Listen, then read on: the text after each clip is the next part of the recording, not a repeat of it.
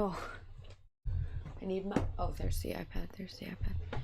Hey guys, it's Charlotte. Happy Friday.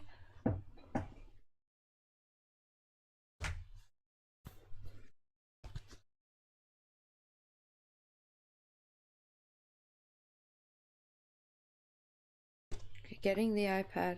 Getting the iPad up.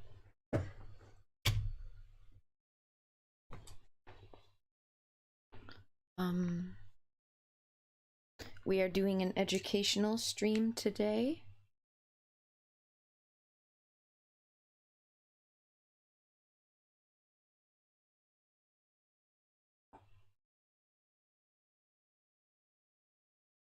Hey guys, I'm going to be further delivering Dr. Karen Mitchell's thesis. Hey YouTube. Okay, let me get the...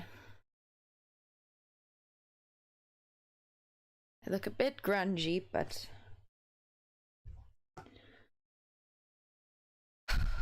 Okay.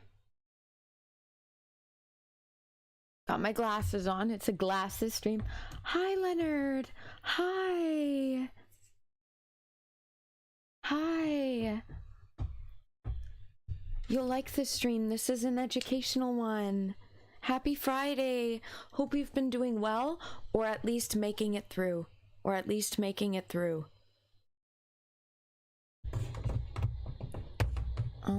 Hello. Okay, let's see. Getting my... Yeah, it's an educational one today. Here, let me get all seated. Oh, I've been sitting with bad posture on my streams, and it has been sitting with bad posture, and it's been affecting my back. I need to sit on the yoga ball. Yeah, yes, happy Friday. Okay, I'm glad you're doing well. I am feeling good in this moment. I'm feeling good. I'm having a good evening. I got some tears out earlier in the day and did some prayer and meditation, and then I talked a bit about the Internet Archive stuff. I did just a really on-the-spot video, and then I thought, you know what do I want? I'm like, it's Friday night, I might as well stream. So I thought, and because I was on the topic of psychopathy with the video earlier today, I thought I would do a stream. But I've been making it through. And stabilizing and stuff, yeah. But I feel quite stable tonight, and I think that's due to actually crying earlier today. When I was crying, and meditating outside and grounding outside. The weather's been nice, so I need to spend more time outside grounding. I am, yep, I'm also on TikTok. Links actually in the description, Leonard, of this video. It is there. Here, let's see if I can... I don't know if I have a... I might... Let's see if it pops up. If I don't... Okay, I don't... the link is in the description, but I will also... Here, let me... I'm live on 3 places at once.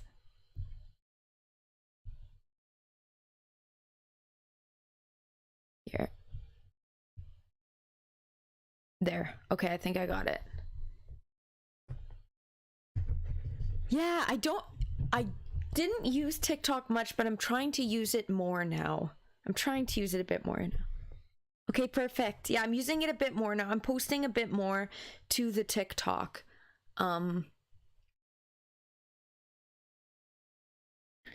Because... Let's see. Yeah. I'm posting a bit more to the TikTok. Because it's a platform, and my Instagram was down for a bit. Oh my gosh, my Instagram and my threads, yeah, were both down, but they're back up.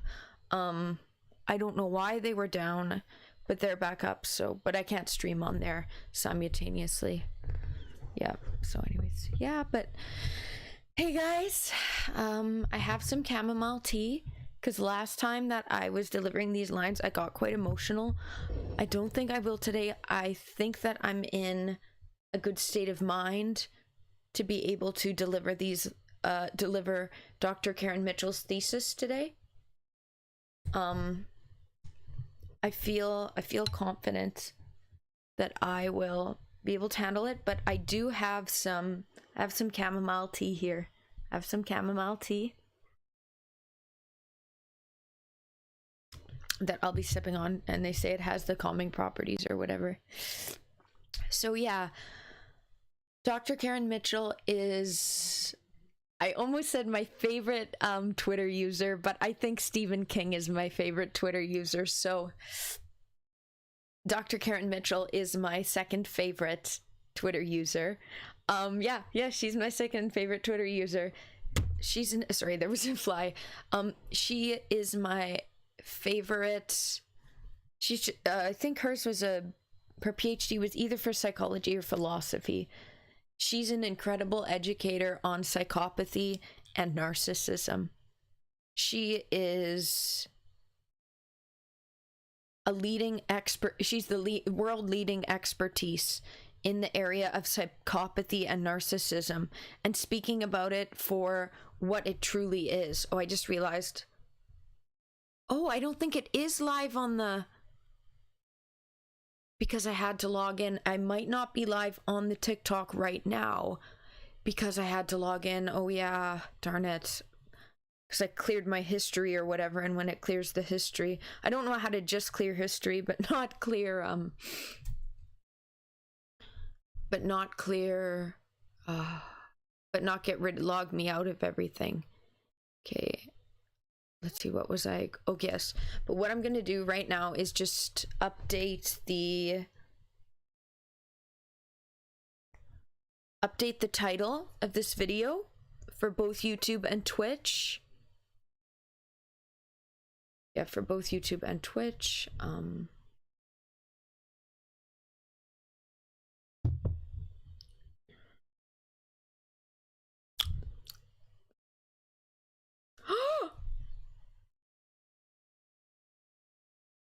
I was biting a fly.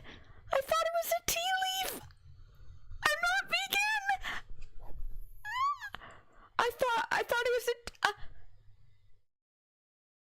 a fly fell in my cup. I just chewed it. It didn't taste that bad. Oh, I just ate a bug. That's cursed. This is really gross. I can't believe that just happened.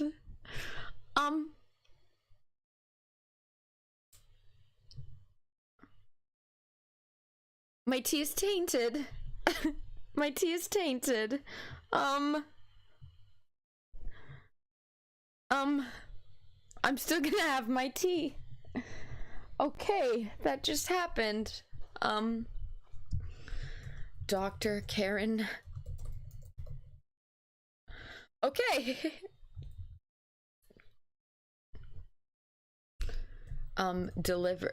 Reading Dr. Karen Mitchell's thesis. Yep.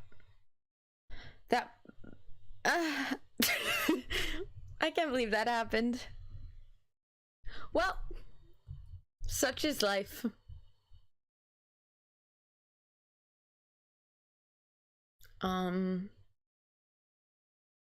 The bitrate is good today, thank God. I was having a lot of trouble. Maybe it was the weather. I'm gonna blame it on the weather.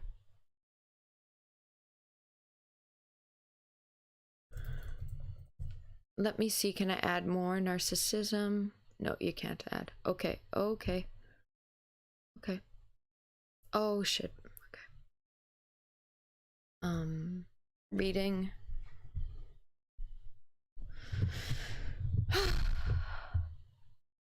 Like, the fly didn't taste bad when I was fighting it. Oh, that's really gross. Well, radical acceptance. Radical acceptance. I'm surprised no frames are dropping. When I had the Elgato going, guys, like when I tried to do my voice acting of Pokemon the other day, when I tried to do my voice acting of Pokemon, all of my frames were dropping. But Today it seems quite good quality. How is the audio sound? Let me see. Let me quickly listen if the audio is in tune with...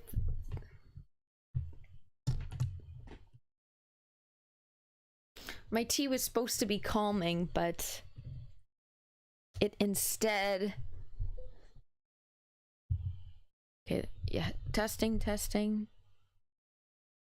Yep, okay. The audio sounds good, guys. The audio sounds good. Okay.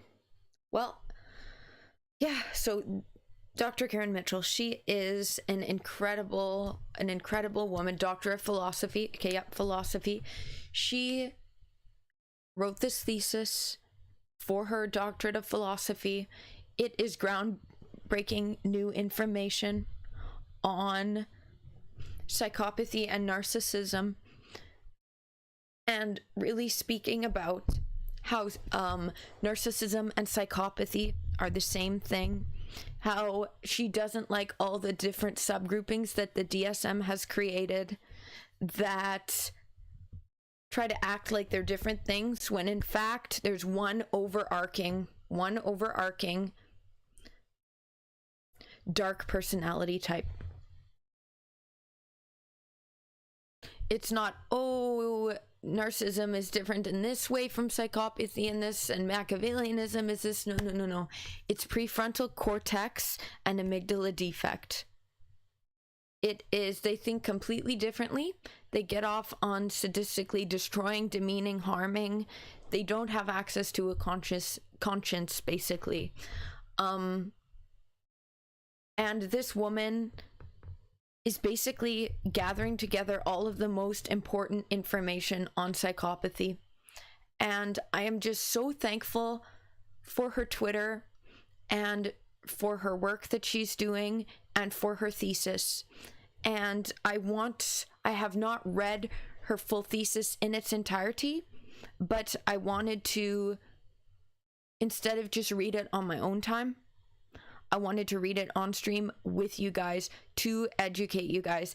And my ultimate goal is to have a video, a full edited video in the end of me reading through her entire thesis. So put together all my live streams of me voice delivering her thesis for people who listen to things more than read. Okay, so that there's a verbal delivery of it, so that we can get this education about psychopathy and narcissism and the truth of it. I was gonna say behind more eyes, but in more ears,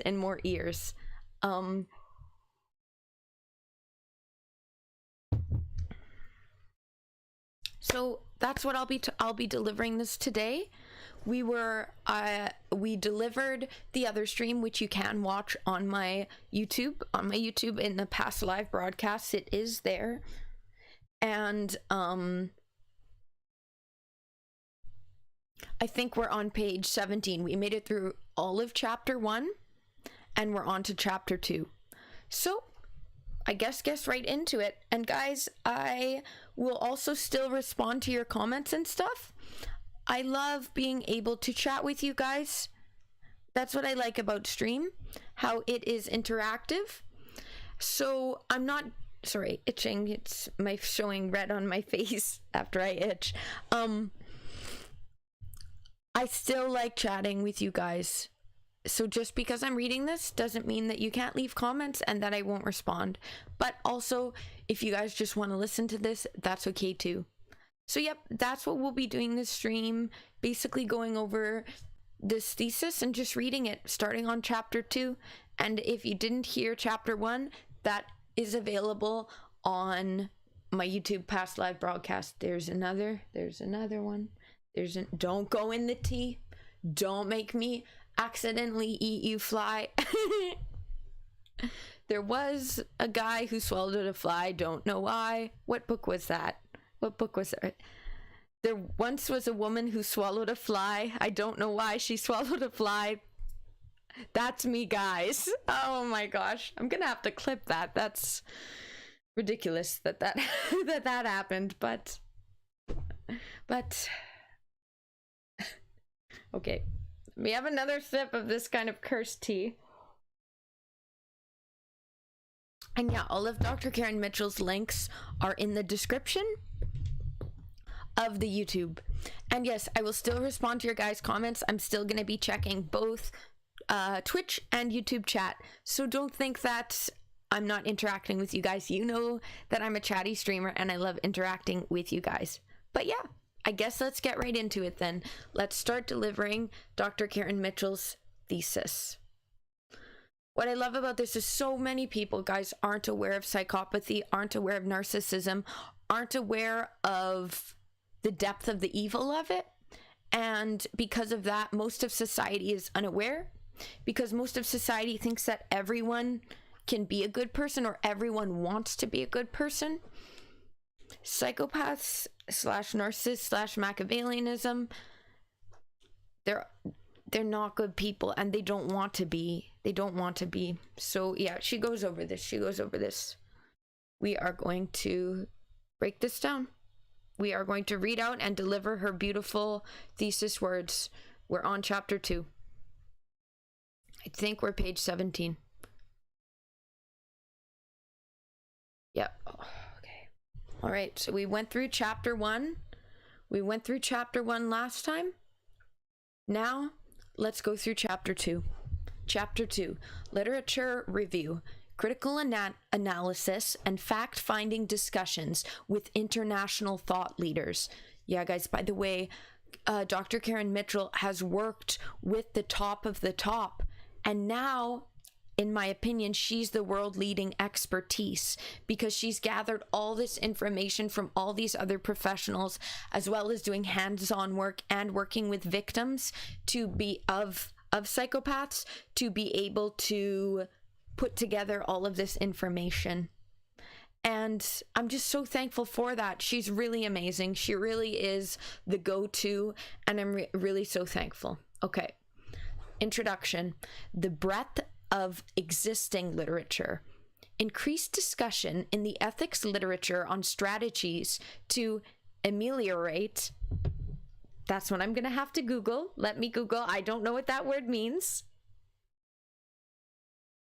If one of you guys in chat does know what that word means, you...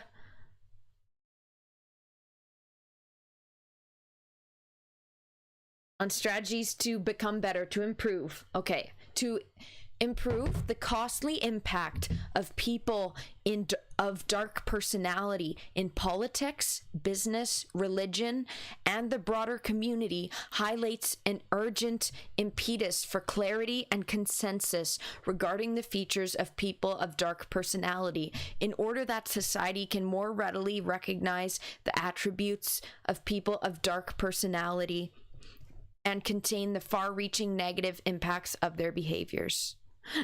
Leonard, neither did I don't know. It's a big word. If someone did know, I would be shocked. Yeah, the negative impacts of their behavior.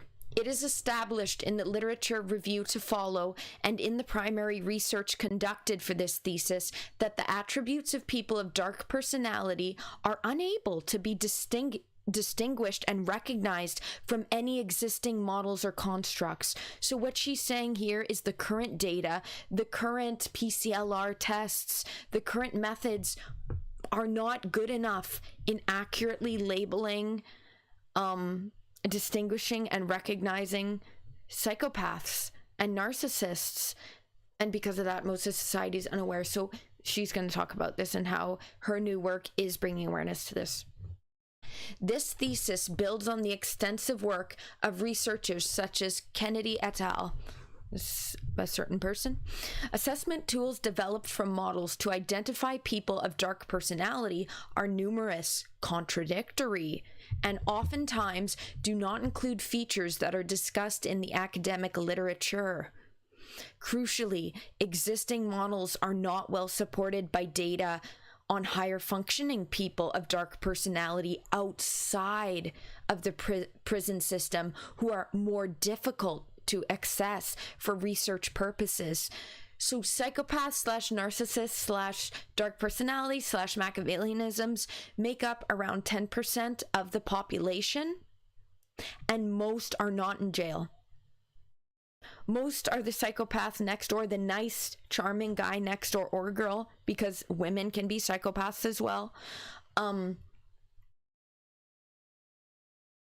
So there isn't enough data on the average everyday one, only the ones that are incriminated. So we must be aware that there's a lot of these dark personality psychopaths walking amongst us, and most people don't even know, recognize, or realize, because most people have no idea about narcissism as it is.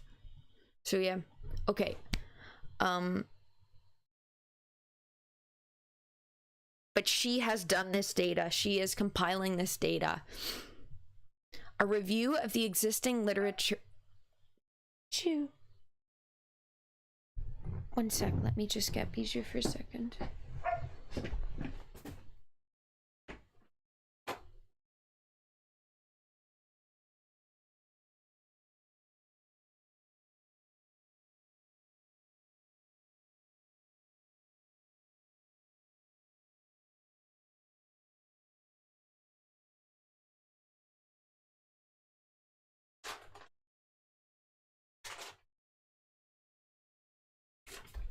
Lay down.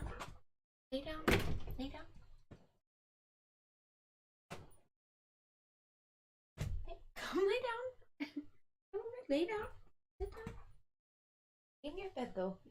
Okay? Yeah, lay down. Sorry. Okay.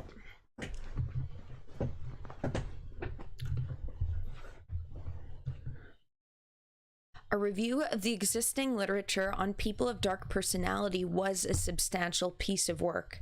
There is a prolific amount of existing research on psychopathy, Machiavellianism, narcissism, and the dark triad that required identification and review. In addition, the process of identifying studies on the attributes and behaviors of those who actively violate social norms and harm and disadvantage others by conscious choice. It's intentional. So it's not someone who you accidentally, it's someone by conscious choice because they're inherently evil. They get off on harming, demeaning. Conscious choice. In fields such as toxic leadership, cults, child sexual abuse and religion, medicine, politics, the military, and so on, was a lengthy undertaking of itself. A summary and critical analysis of the findings of these literature searches are included in this chapter. It was intended that the study for this PhD would explore only the conceptualization of psychopathy. The academic literature in this area alone has many areas of contention and disagreement.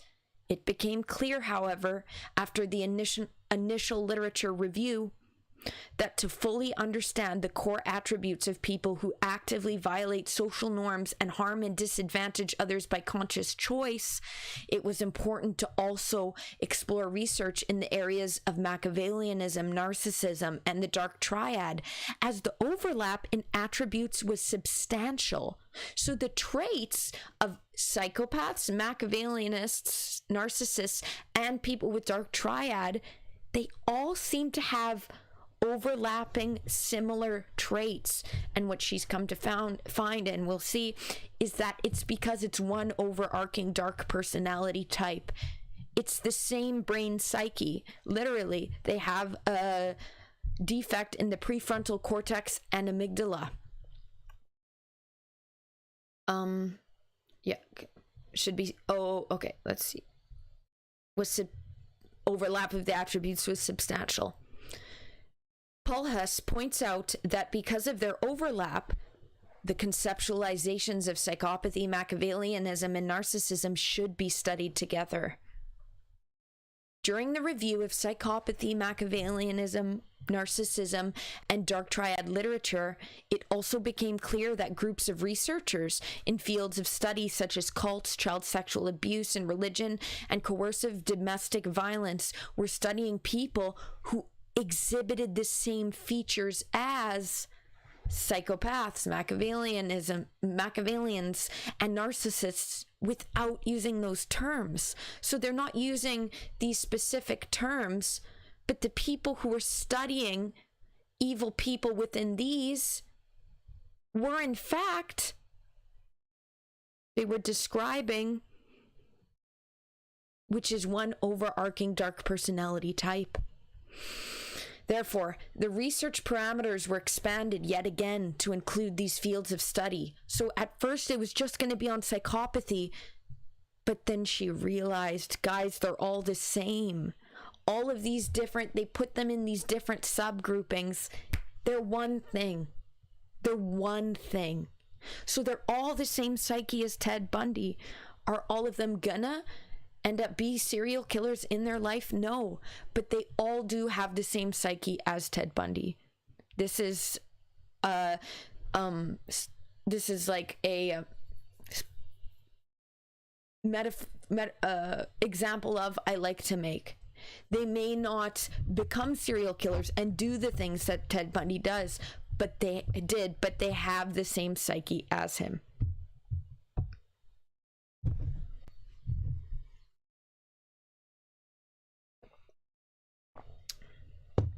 Fact-finding discussions with key international thought leaders.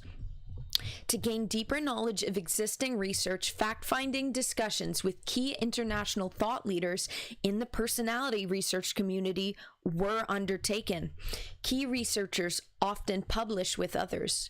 The fact-finding discussions were intended to elicit a deeper understanding of the individual thoughts of key researchers highly represented in the literature. These discussions were undertaken with researchers such as Emeritus Professor Robert Hare. So he's the creator of the PCLR test, which is currently the test that is used to identify psychopaths. What I don't like about it is psychopaths aren't going to admit. They're not going to admit, so it's not a good test because it relies on psychopaths being honest when they're inherently dishonest people. So it's like, good luck getting an accurate measure of that because they're not going to tell the truth.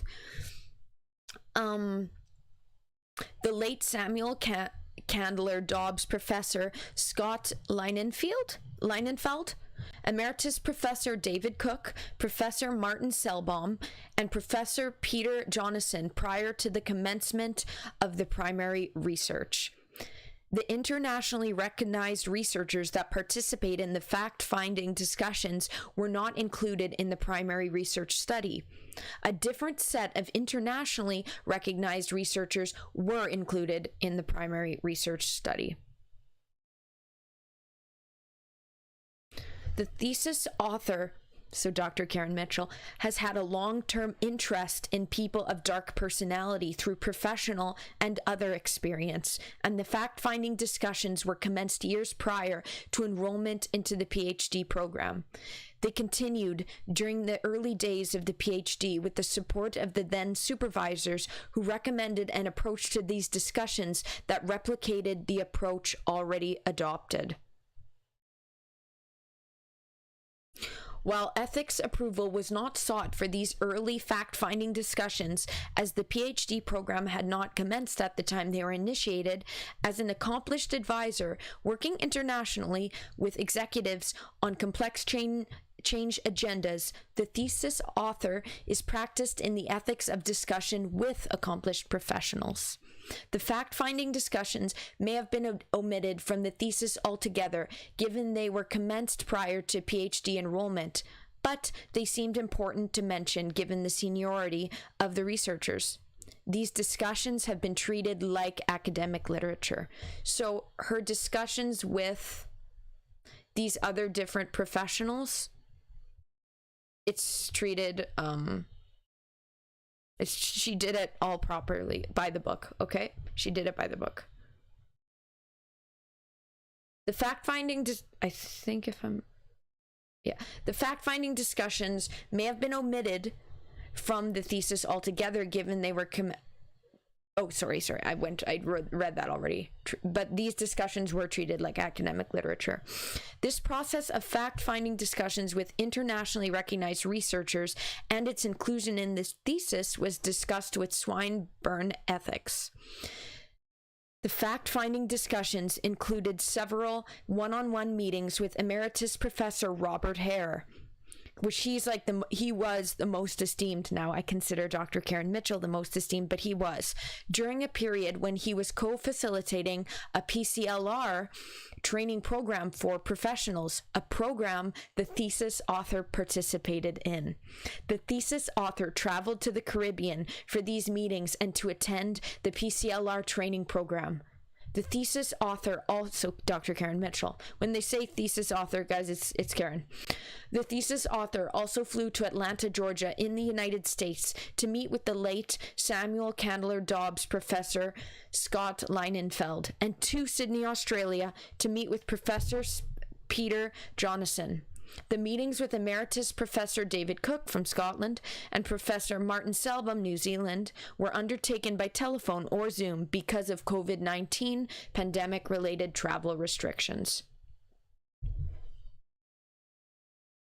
Itchy nose, sorry, apologies. I pick my nose and you do too. 91% of people do. I have my YouTube video, so don't judge. Each researcher was asked a tailored set of questions, and some of the answers they provided were further explored. While the question sets were slightly different, they had a similar core set. These fact-finding discussions lasted from 1 hour to 2 hours. The content of the discussions was confidential in nature because full openness and honesty in responses was important. Right, Leonard? Me do. I do too. I pick my nose too. We do. I'm trying to normalize that. I pick my nose. You do too. 91% of people do. Let's normalize it. Let's freaking normalize it. Hell yes. I do have a video. It's actually getting views. It's showing up. I guess because it's such a unique topic. That video of mine has been getting views. It's almost at 1,000. Okay, yeah, so the discussions was confidential. It's not like she has a transcript of it here because she needed full openness. While the content of the discussions with international thought leaders was confidential, one quotation is included in the thesis with the permission of the academic who provided it, the late Samuel Candler Dobbs Professor Scott Leinenfeld. So she does have a quotation from him. Lilienfeld. Maybe it's, I keep saying his name wrong. Lilienfeld. I'm so sorry, sir. I'm so sorry. It was particularly informative to hear comments and views directly from these highly published. Hello Plumpy on the YouTube. Hello. Been a while since you've been in chat. I remember when you were in chat last. We're speaking. I hope you're having a good night. We are reading and delivering Dr. Karen Mitchell's thesis today, a highly esteemed doctor of psychology that is bringing awareness to psychopathy and narcissism. And yeah, I'm delivering it today to bring awareness to psychopathy and narcissism. Sorry, scratching my nose again. Pick my nose, you do too. Yep, but I will chat with you guys. Like, I multitask. I can jump from all over the place. That's one of the good things of my abusers training me in the disassociation and the disassociation and fragmenting my mind in a way. I can jump all over. So that's one thing that's good. Been a few weeks, yeah. Okay, thank you. Yep. I'll continue doing my delivering. But guys, I will respond to your questions. I can easily go back and forth. So don't be afraid to leave comments, ask questions if you need to, or if you want to. So it was particularly informative to hear comments and views directly from these highly published researchers as individuals and not as co-authors of a multitude of research papers. It was also valuable to have the opportunity to probe for deeper insight on specific topics that serve to inform the current study approach. Fact-finding discussions were recorded with permission and transcribed. Okay, so she did transcribe it. Wow. Notes were also taken during these fact-finding discussions, and the content taken into consideration along with other information from the literature review to inform the research approach. It has been suggested that fact-finding discussions with academic thought leaders is a novel methodological I think I pronounced that right, research technique that might be better addressed in chapter 3. The fact-finding discussions were undertaken purely to derive greater insight into the thoughts of key personality researchers. That is, they were an innovative means of deepening the literature review rather than being a part of the primary research approach.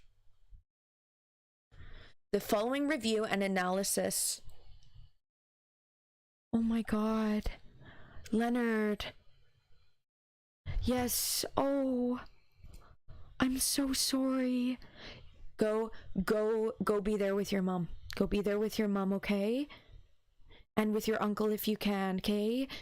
And take care of yourself as well, okay? Make sure to take deep breaths. Center yourself, okay? Okay, you are so strong. Okay, Leonard? You are so strong. You take care, okay? Bye. God bless you. God bless you. God bless you. God bless you. No worries at all. You go where you need to. Bye. Yep. Yeah, let's pray for Leonard, actually. Let's do a full prayer, guys. I'm going to pray in my head, but let's pray together. I'm going to pray for his uncle and his mom, okay? And for Leonard himself, that he can handle this. I know he can, but praying for his stability and well-being.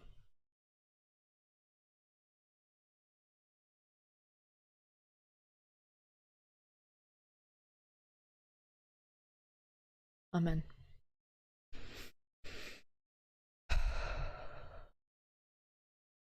Okay.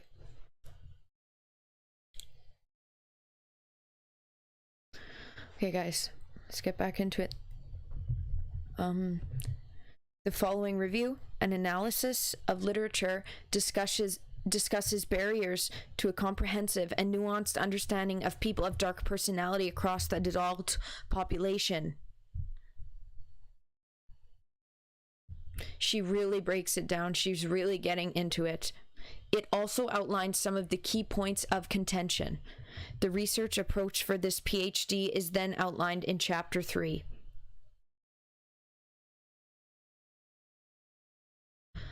Conflicting models and assessment tools for people of dark personality. Construct proliferation impedes science. So I think she's just doing a quote there.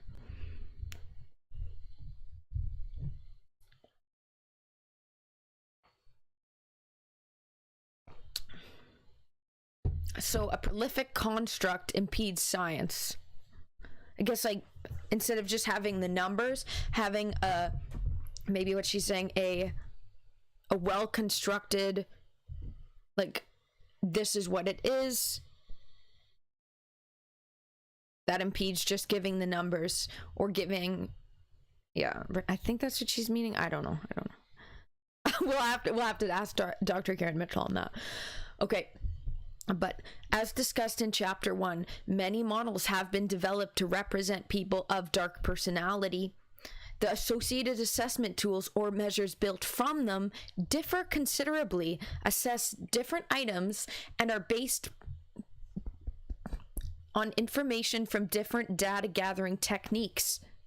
As a result, assessment tools being used to collect data on the same conceptualization may provide vastly differing outcomes. Furthermore, conceptual drift, the tendency for researchers to continually expand the scope of the conceptualization they are studying, can impede clarity.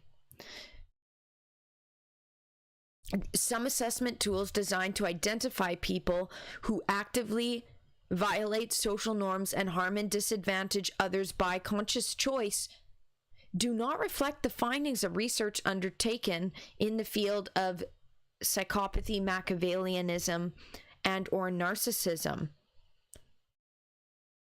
So some of the assessment tools are not properly representative of the current ones. Table 1 contains a small selection of assessment tools that have been developed to identify people of dark personality. This table offers the reader just a sample of the range and number of assessment tools available, highlighting the challenges of identifying predators, people of dark personality, from existing assessment tools. She wants a better assessment tool, guys. In addition, a table of over 50 assessment tools used by participants in this study is included in Appendix C. Okay. A selection of assessment tools to identify people of dark personality. So these, let's just do a look how many there are. Look how many there are. Whereas, but it's actually all the same thing, but they're focusing on two small of specifics, situational things between the different dark personalities, when they are all one and the same. Just each person has their pros and cons. Each person grows up from a different family. So of course their tactics are going to be different, but they are all of the exact same thing. But that's why a lot of these assessment tools currently are sadly not representative of the one overarching dark personality type. There needs to be just one that encompasses them all. That's what she's saying. So look how many there are, guys. The PCLR, that's the number one. It's the most highly utilized tool globally in the assessment of psychopathy, usually within the criminal justice system. But remember that most psychopaths are not in the criminal justice system. Most are walking among you. It's 10% of the population. And only about 10 to 15% of people in the criminal justice system are psychopaths, because most that are in the criminal justice system are people because of drugs, or because of, a lot because of drugs, and are non-violent things, and or are gang related but those people themselves are not psychopaths. They just grew up and were in an unfortunate life circumstance, right? So so this one, so for PCLR, it has 20 items allocated to 4 factors of interpersonal, affective, lifestyle, antisocial, and is administered by a trained assessor. So there's that one. Another one is the checklist for corporate psychopathy. An assessment tool. I don't know if we need to, should I read out them all so that we have me saying it? I guess so. Checklist for corporate psychopathy by Matthew et al. An assessment tool for psychopathy designed for use in workplaces and that uses the collective input of line manager, peers, and subordinates who provide data via an online survey system. It is based on the 4-factor model of the PCLR, guys. But what we also must remember is psychopaths, dark personality, narcissists, they're inherent pathological liars. So why would they openly admit the depth of their depravity? Especially if they're not incriminated. Why would they admit that? Even if they are incriminated. Like my first PDF abuser who was sentenced, but the psychologist, he lied to the psychologist, and the stupid psychologist actually believed him and thought that he was sorry. Not true, because Kevin is a psychopath. So no. But probably his psychologist, I should actually get the court papers and see who his psychologist was, because that psychologist is likely a psychopath himself. But right, they're inherently dishonest. Why would they further incriminate themselves? So even expecting them to get, if it's the psychopaths that are willingly having to admit, if it's based on them admitting, it's like, good luck getting the correct answer from them. They're pathological liars. So they're not going to tell the truth, right? That's a big problem. I hope she addresses that. I bet Karen does. The hair P scan from Hair and Herf, an early detection tool designed to be used by non-clinicians such as prosecutors, judges, law enforcement officers, and others to identify psychopathy. So I like that. But it's not specifically for clinicians, it's for prosecutors, judges, law enforcement. But a lot of psychopaths go into those forms of work.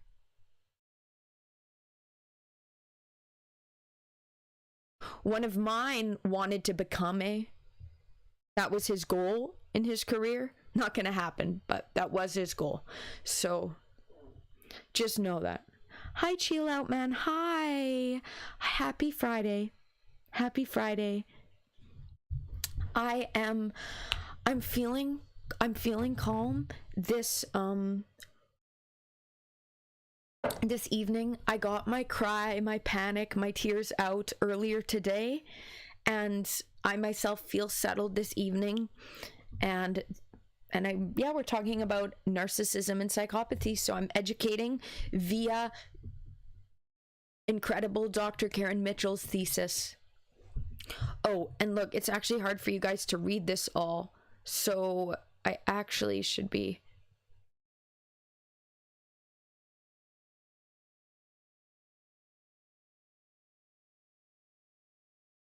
there. You guys can read it now. Oh crap, I didn't have it perfectly. Yeah, how are you doing? So this is like a hashtag educational stream. We're not on Google. We are on DuckDuckGo. We are on a browser. But we're not deep diving anything today. It's not comedy today. It's educational, but yeah, thank you. I'm glad I'm feeling better too.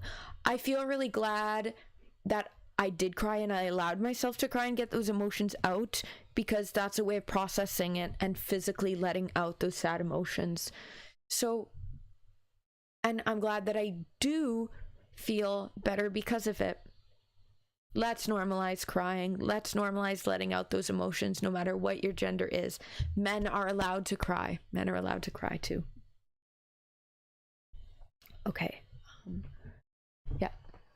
Yeah, but I hope you're doing well as well. Okay, let's continue. So this is what's hard too, is a lot of psychopaths go into these forms of work, right? Psychopaths, especially high functioning, high IQ, will go into forms of work where they can exhibit power. So a prosecutor, a judge, a law enforcement officer, those are all ideal forms of work, right? So we can't always trust them to accurately then identify, because they might actually be on the side of the psychopath. I agree, we all need a good cry sometimes. Yes, amen to that. So true. Mine happen more often, but that's due to my PTSD. Yeah.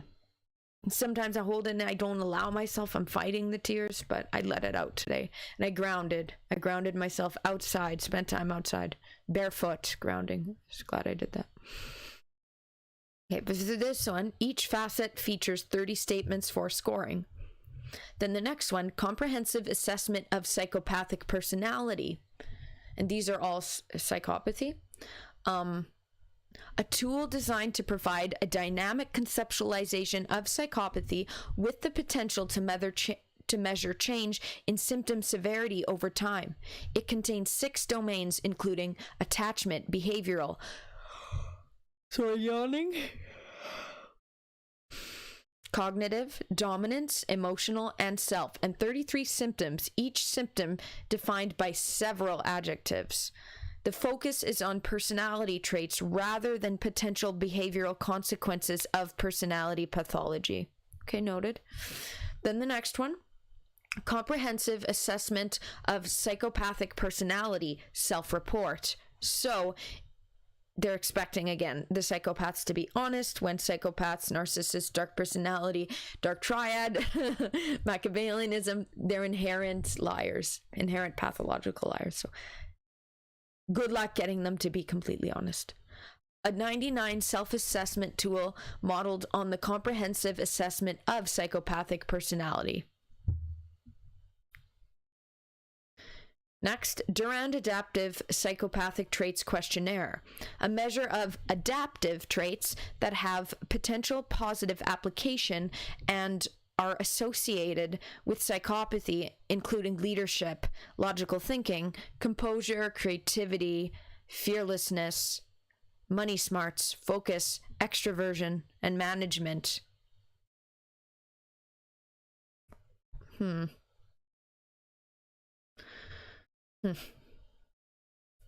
Psychopathy Personality Inventory revised.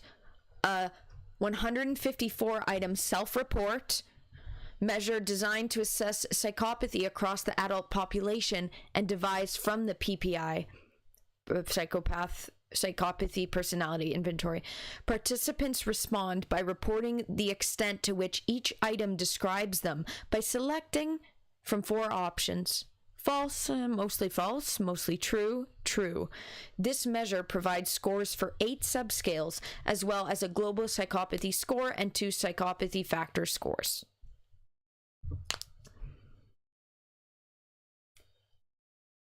Triarchic? Oh my god, how is that pronounced? Triarchic Psychopathy Measure. I hope that was correct. I have to say it again.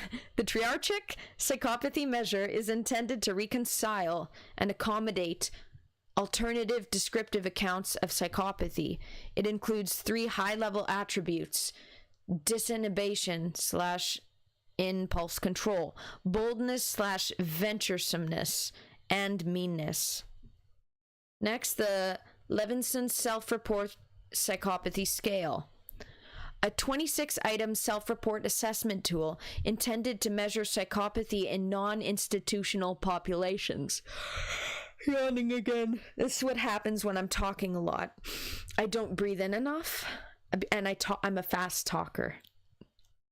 Okay, so a 26-item self-report assessment tool intended to measure psychopathy in non-institutional populations.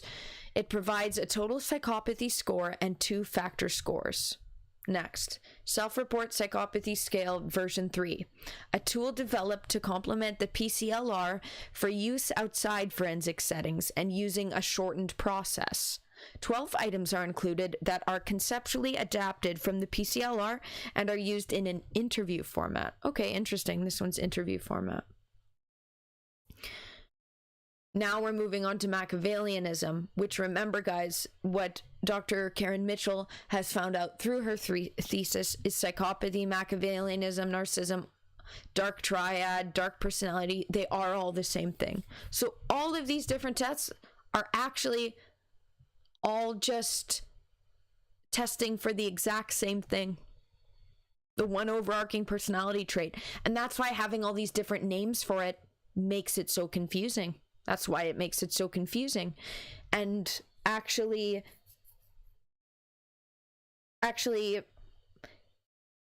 inhibits us with access to empathy from understanding psychopathy, because we think it's all these different things, and oh, this one's not as bad. They're all the same thing. They're all just as bad, okay? They're all the same evil psyche.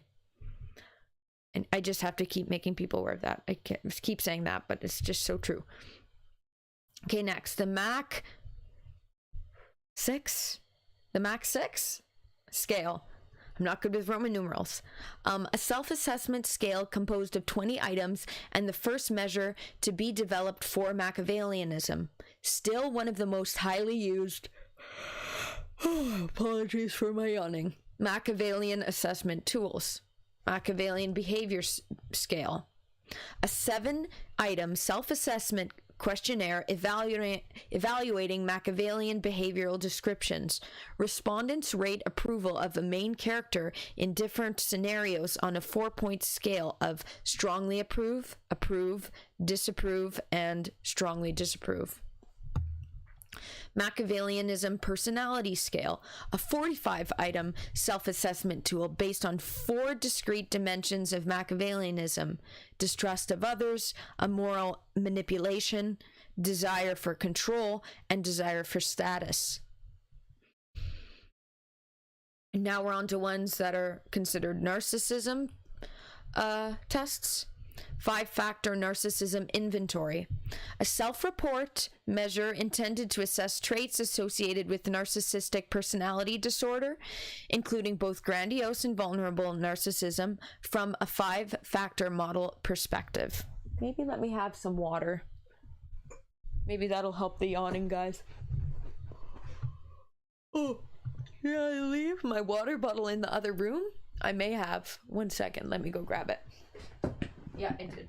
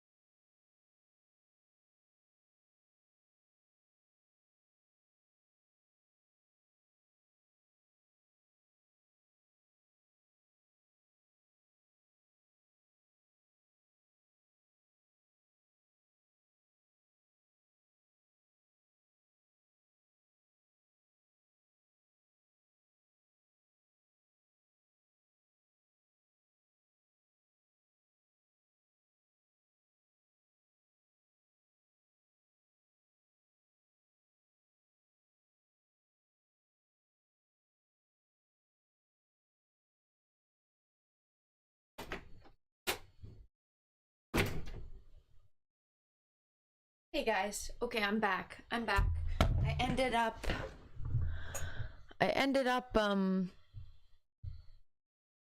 getting my water and also just going pee as well.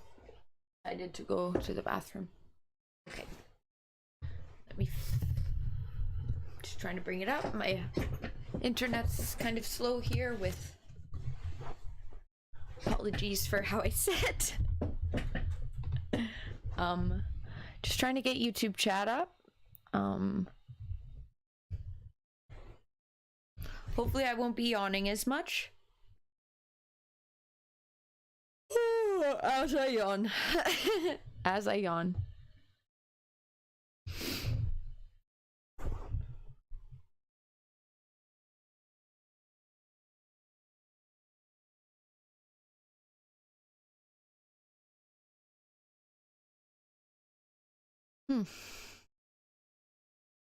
Not seeming to go up on the YouTube. Can I bring it up on my phone? Yep, it goes up on my phone. Okay. Oh, I'm so sorry. Chill out, man. Oh. Oh. It turned off. Let's see, okay. Am I waking up or falling asleep? Falling asleep, technically. It's 9:26 p.m. where I am, so technically more so falling asleep than waking up. Okay, my iPad's not working, so I'm going to just use the iPad. My iPad's not working, so I'm gonna use my phone. Oh my gosh! I thought I was more awake than I am, I guess. Okay, well, let's continue. Alright, the 5-factor.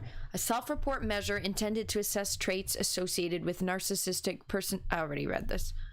Yeah, from a 5-factor model perspective.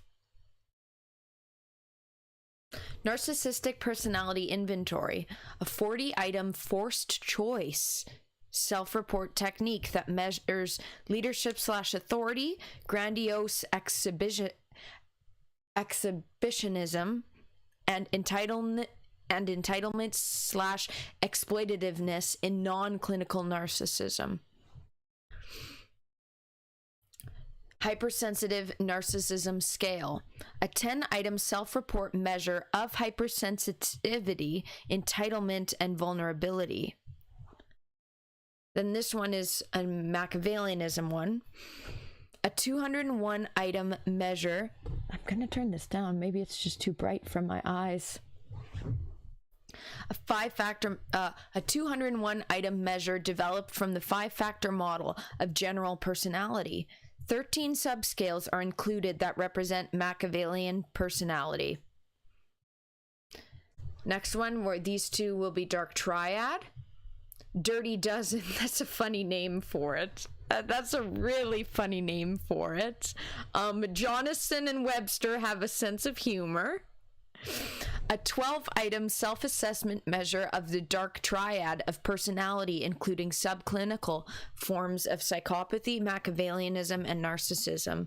This tool addresses the 3 core attributes of dark triad: disagreeableness, short-term orientation, and aggressiveness, and includes 4 items per attribute.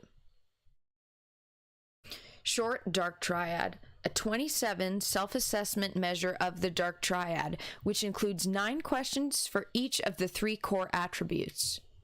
Then, related to dark personality, we're on to mischievous scale of the Hogan Development Survey, a measurement tool consisting of 3 subscales that assess self-defeating behaviors. The MIS has similarities with the triarchic model of psychopathy in that it measures risky, impulsive, and manipulative attributes. Personality inventory for DSM-5, a self-report instrument assessing maladaptive personality traits.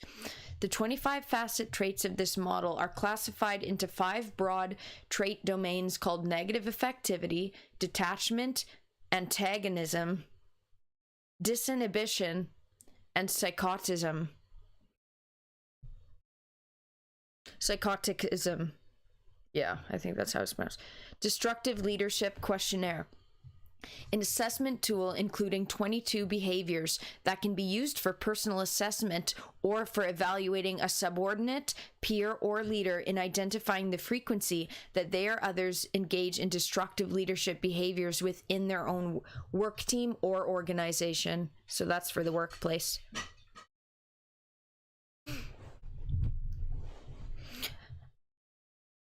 Okay, and then these last 3 are all related to dark personality still. But remember, all of these things, it's all one overarching dark personality type. They're calling it different things, but it's all the same thing.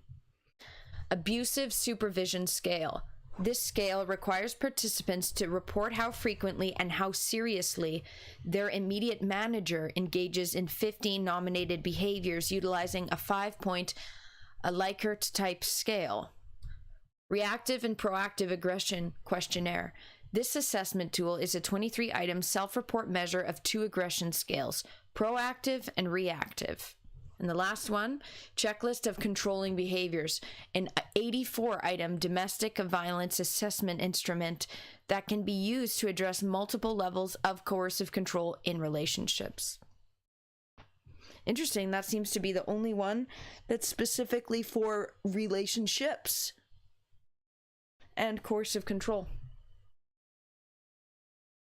Coercive control is really awful because it's hard to, it's coercive. So they're coercing you into agreeing to it. So that's difficult because then they can have you on the record agreeing, even if it was coerced and through very evil means, right? That's the problem. And people aren't aware. Many judges and such are not aware of coercive control at all. Completely unaware. From my experience in Canada, at least. And many others' experience, not just me, but many others I've heard. The UK needs catching up to, I think. The monarchy. Okay. Multiple, vastly different assessment tools intended to assess for the same and or overlapping constructs create contention and confusion. It is difficult,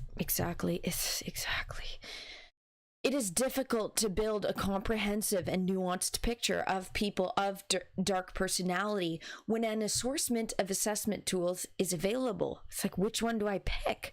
Which one is which? Which one is my abuser? Whereas they're all based on the same thing. It's just a different test for the exact same thing across the board. It is also hard to identify people of dark personality when considerable variation exists between the attributes and features included in each assessment tool. In the psychopathy area alone, the attributes, behaviors, and outcomes included in assessment tools range from juvenile delinquency, irresponsibility, criminal versatility, and parasitic lifestyle to only adaptive traits such as leadership, logical thinking, money smarts, focus, and composure in another. The proliferation of conflicting assessment tools is the key reason a more innovative, sophisticated research approach with highly knowledgeable, uncanvassed research populations was considered crucial for the collection of data that could cut through some of the noise in the field of dark personality. I love this woman, the way she gets it. The way Dr. Karen Mitchell gets it and is breaking it down. She understands what long-term victims of psychopaths understand. She understands it. She gets it. I love this woman. Thank you, Dr. Karen Mitchell. Thank you. Thank you for doing this work. The dark personality academic literature on assessment tools focuses on 4 areas. One area of focus is general information about assessment tools and their development. A second is the application of different assessment tools to various populations. A third focus is overlaps, omissions, and issues of contention. A fourth area of focus in the literature is the introduction of new models and assessment tools. More recently, however, personality researchers such as Kay and Arrow and Kowalski et al. have highlighted a requirement for greater organization, parsimony, and productiveness regarding assessment tools. They discuss the need to bring data together to focus on key features of people of dark personality rather than continuing to create more and more models, assessment tools, and conceptualizations. Less, not more. Depth, not breadth. Oh, Queen, that's worded beautifully. 2.3. Research approach issues in existing research that contribute to contention. Introduction. Despite some assessment tools of psychopathy, Machiavellianism, and narcissism having been validated and containing considerable utility, the level of disagreement in the academic literature regarding core attributes is substantial. This was highlighted in the previous section by the assortment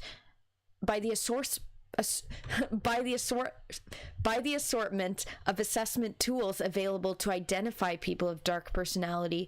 These differing views and issues of contention are explored further in this chapter. First, discussion on why views potentially differ. Historical factors.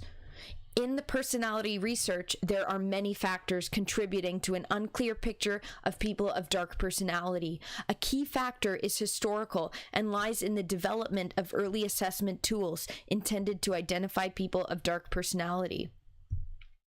Chill out, man. Thank you. Trying to get all the words right. Some of them are a mouthful, that's for sure.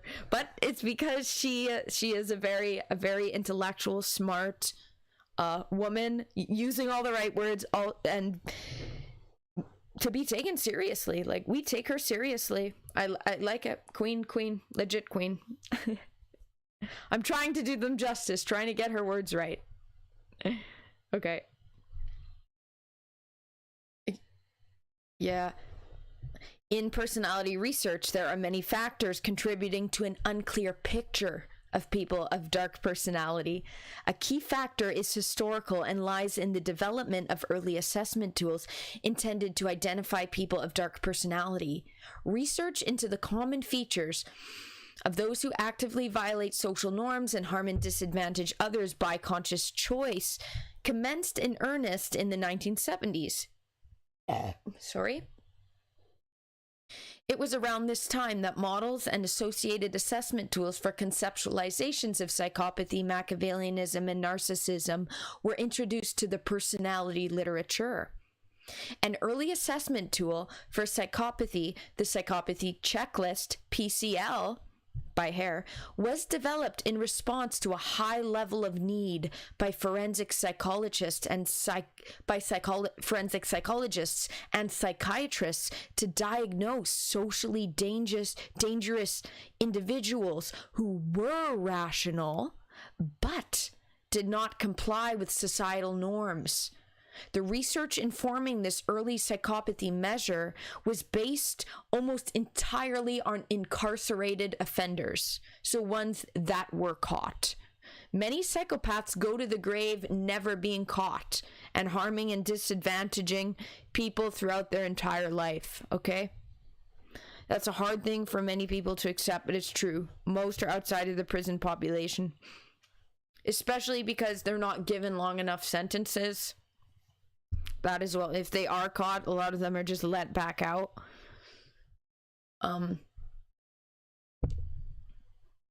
Did not comply. Yep. The research informing this early psychopathy measure was, I said that. Indeed, the original version of the PCL was published in a paper entitled A Research Scale for the Assessment of Psychopathy in Criminal Populations. An assessment tool representing Machiavellianism was developed around the same time. The initial research on Machiavellianism, however, was undertaken by psychologists working in a non-forensic environment outside of the justice system and motivated by an academic interest in power and manipulation using middle to upper class testing populations. Both groups of psychologists, one working in a forensic context and another in a non-forensic context, identified the same central defining features of effective detachment, intact reality contact, and manipulativeness. A review of the literature, however, found no integration of writings at the time. Mikoski et al. Concluded that psychopathy and Machiavellianism were the same construct back in 1998. Other researchers have made the same observation. Deschong in 2017, Mikoski also found empirical correlations between the conceptualizations of narcissism and Machiavellianism. He's like, wait, these are the same. So he knew this way back then, yet still we're creating these subgroupings of, still the DSM is so behind. Gustafsson and Reitzer produced further empirical evidence for an overlap between narcissism and psychopathy. The overlap of conceptualizations is discussed further later in Chapter 2. Extensive use of items from early dark personality assessment tools in ongoing research. Can these all be seen? Yeah, everything can be read. Okay, good. Once models and assessment tools for the three conceptualizations of psychopathy, Machiavellianism, and narcissism were available, most researchers used the items contained in these assessment tools for research purposes. They did not continue to explore the nature and shared attributes of people who violate social norms and harm and disadvantage others by conscious choice. This fragmentation of research approaches in the personality field and reliance on items from very early models for research purposes are considered key factors preventing the identification of a nuanced, comprehensive set of attributes of people who actively violate social norms and harm and disadvantage others by conscious choice. Issues with Okay, Aquamat, hi, okay, Aquamat, hi. Okay, you're in chat. Oh my god. Okay, we are not comedy coping today. We are in the science state of mind, in the educational state of mind. Okay, damn, bro's bringing up dissertations. I know like half these words. Can you explain it to me like I'm a hockey player that took too many hits in the head? And hello, someone named Mick Vano. Hi, hello, my Twitch people. Okay, maybe I stop for a second to say hello to everyone. Hey guys. Hey guys. You have a Prime Gaming, Mick. If you'd be willing to use your Prime Gaming on me. You just came in, I shouldn't ask actually. You only know comedy, Matt. Fair. We are in educational state of mind today. I'm education, and thank you Pedrolito_LOL for the follow on Twitch. And my YouTube people, if you aren't subscribed, please subscribe. Okay, yeah, we're not comedy coping today. We are in the educational state of mind. The way I'm a multifaceted streamer.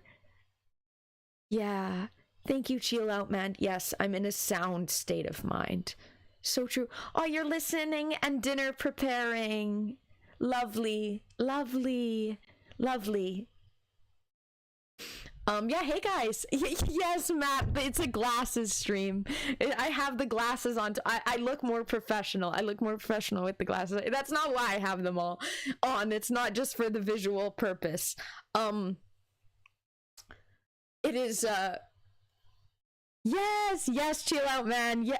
Yes, subscribe and drop a like. Legit, if you're on the YouTube, please click like because that helps it show up better.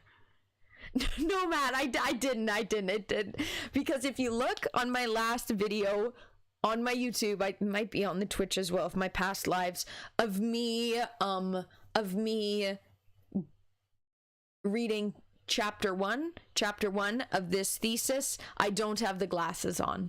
I actually have a Pokemon shirt on in this one. In this one I have my my nightie on. It's about the words though. It's not about the get up. I'm a layman, not a professional, so I get to be. Yeah. No worries. Yeah, you're just teasing. I know. No worries. Yeah, but because my eyes were getting tired and I was crying in my contacts earlier today, so I put the glasses on.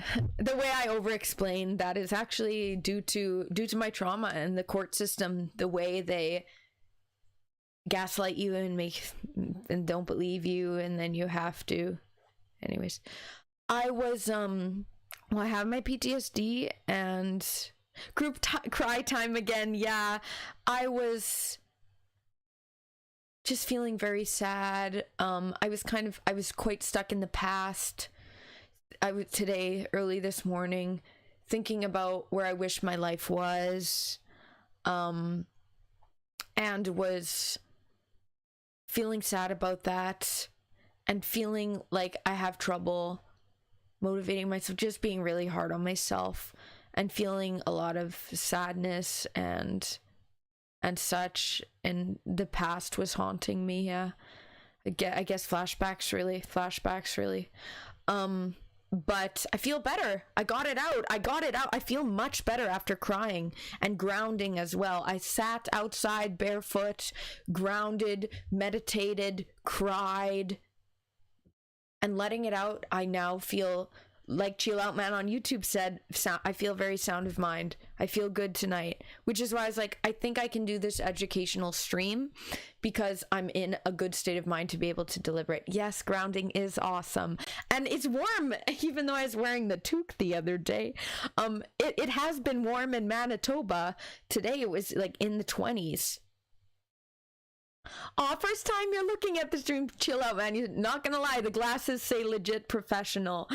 The glasses give professional. But I've said this before, I also kind of look like I kind of look like Jeffrey Dahmer with them, like a female Jeffrey Dahmer.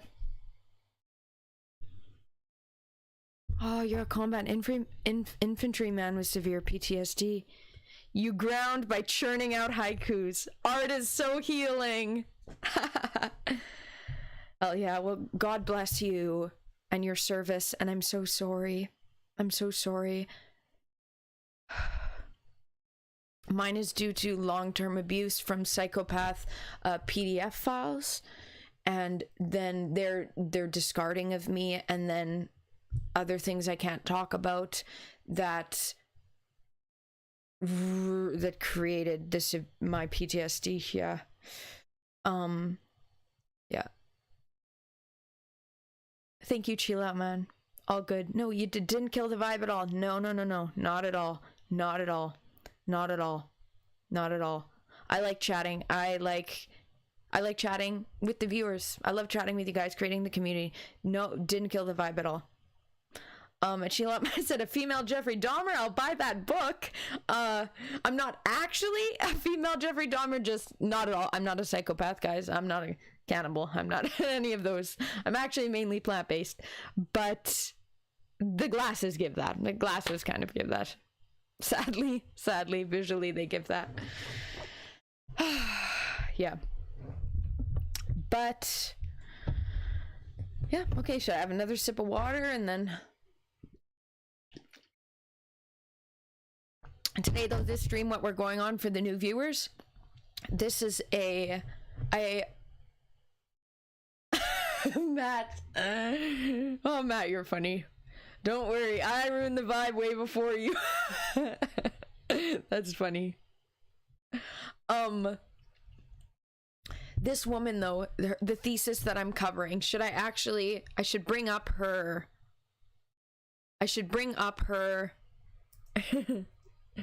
her Twitter. Let me show you guys. I actually don't have it. I haven't showed her Twitter in this stream.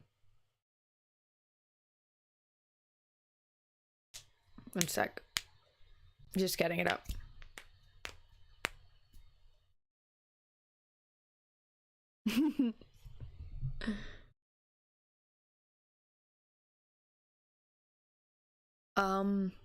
Yeah, Dr. Karen Mitchell. Yeah, chill out, man. I understand psychopaths due to my long-term life experience with them, but yeah, I'm not one myself. Definitely not a psychopath, guys. I hate psychopaths. They're evil. Are you Canadian, Mick? You're also very unhappy with the state of mental health care in this country.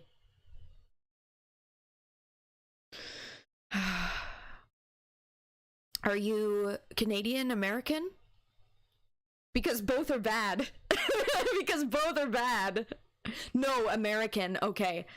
Yeah, well, both are bad. Both are bad. You know, Canada's not much better. We are getting some more. We're getting some more things, but it's not enough. It's not enough. And it's mostly about just medicating us, but not actually trauma-informed care and resources, you know? So, yeah, just like, well, if you're Canadian, it's still not good. If you're American, it's still not good. Yeah. Yeah. But in America, I know it's even harder because you guys have to pay for it. But for me, I've had to go into a lot of debt to pay for my therapy. 30 minutes on the phone doing an intake, got to the end, and they said they couldn't see you till the 22nd of November. 2 months away. Fuck.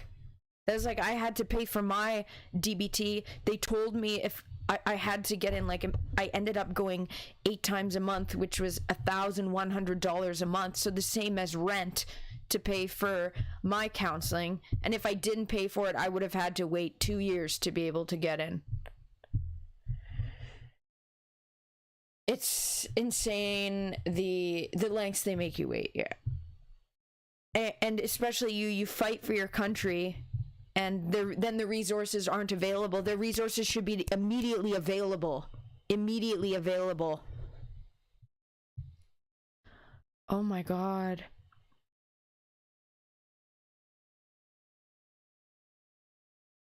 Over a week trying to get the appointment, and then you do the 30 minutes and you get into it, and then they're like, yeah, but it's another 2 months. Matt's from Inner Earth. No, you told me. I know that you, I know that you're from Ontario. Yeah, isn't that, it's tough. Yet they're not helping the people who did fight in those wars. Their own citizens that did fight in those wars. Right? Yeah, if you have that much trouble, you can only imagine what it's like for civilians. True. Yeah.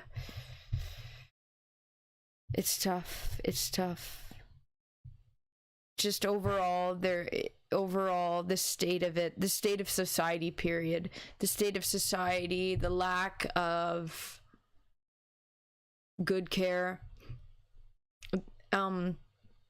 the lack of like education, the lack of awareness, the lack of resources available, the time it takes to be able to get the resources, the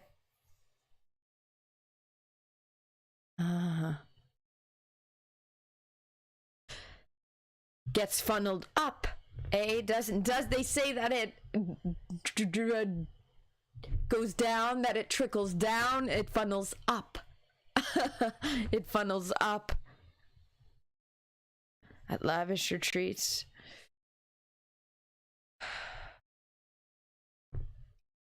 It bothers me, the state of the world. It bothers me. I'm so sorry. Stay strong in the meantime. I really like DBT therapy has really helped me. DBT has been really helpful for me. There's a book, DBT Therapy by Marsha Linehan. It is written by a woman, so you might not relate as much, but you still could.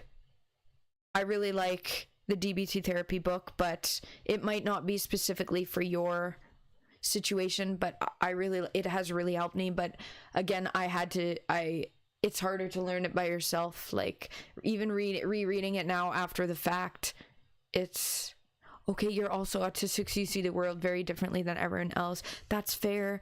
I don't know if I'm on the autism spectrum, but I wonder if I might be, because I have kind of been different than a lot of others throughout my life and been penalized and picked on because of. So I don't know, though. I haven't been ever, and then it's hard also then with the trauma. You don't know which is the trauma and which is, right? And Aquaman blames Trudeau. Well, you're allowed to. He is in the highest position of power. He is in the highest position of power. And hello, David on YouTube. Hello, David on YouTube. Hello, David on YouTube. No matter, like, do you get overly excited talking to people about subjects you are interested in to the point they walk away from you?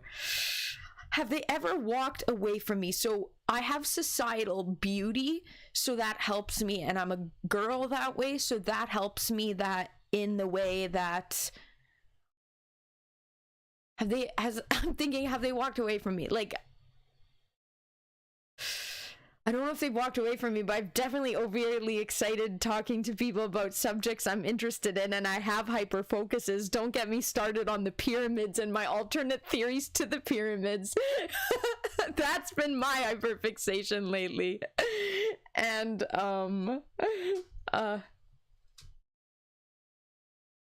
my hyperfixation.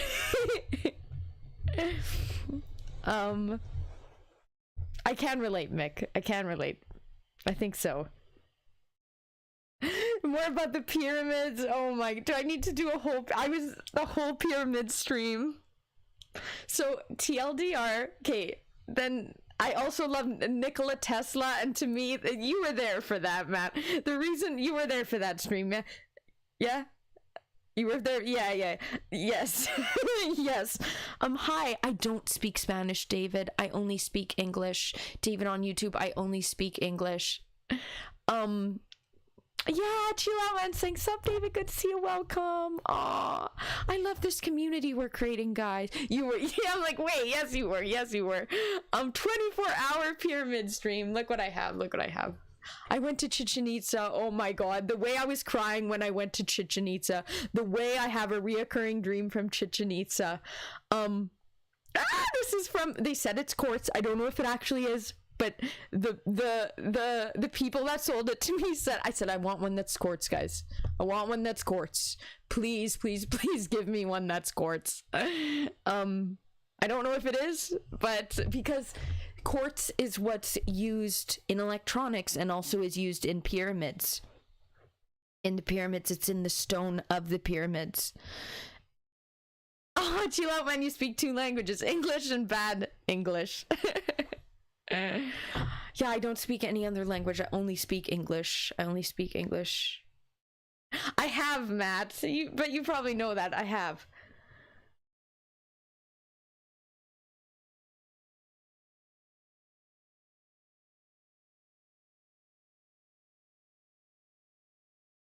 Are my chakras aligned?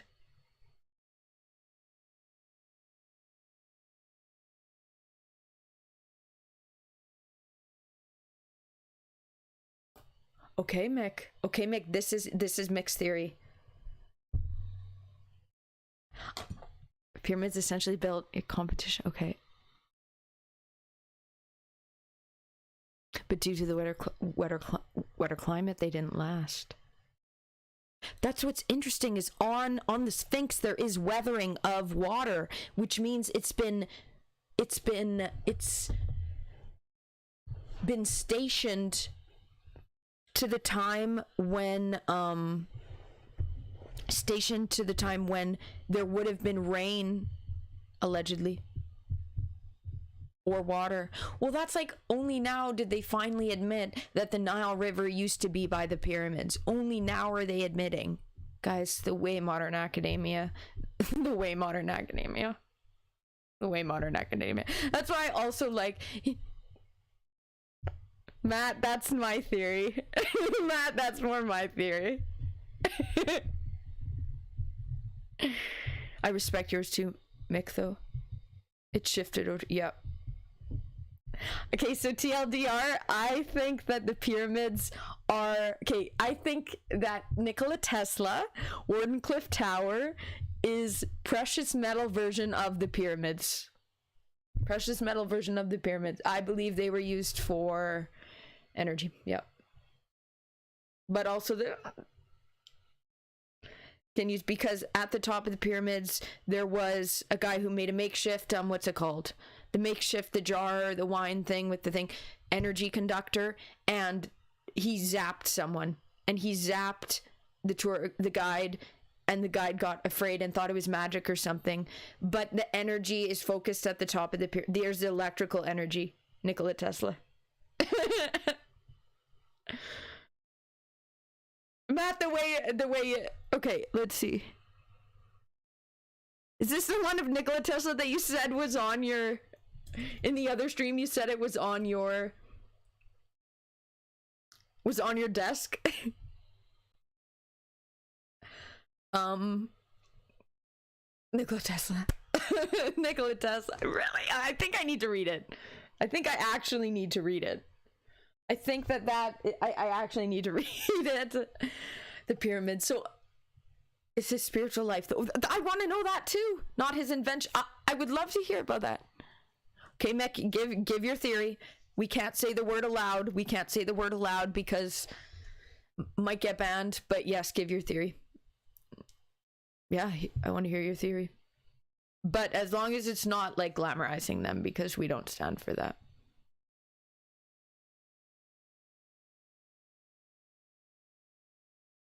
Okay, I wasn't aware, Matt. Not to get too personal. Okay, and you don't have to answer it, but if you could design a picture, how would it look? A picture? So what do you mean? You got pyramids. Okay.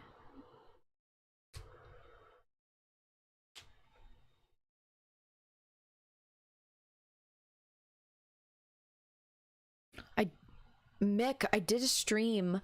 I can't remember which one it was. Was it about, it wasn't the one about, going into Lyme disease. This is on my YouTube, actually. This is on my YouTube. Here it is, just so you have the link. Sorry, you don't have to follow there. But I did do a Lyme disease stream, which it talks about how America and Canada as well accepted the evil NZ Germany scientists, and that's what created Lyme disease outbreak in the US. Okay.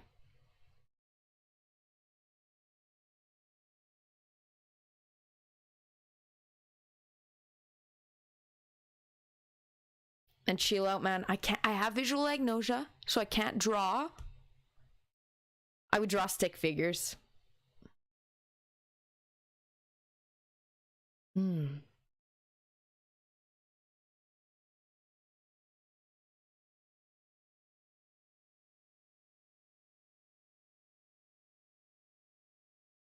I hate NZ Germany so much. They've brought so much evil upon this world.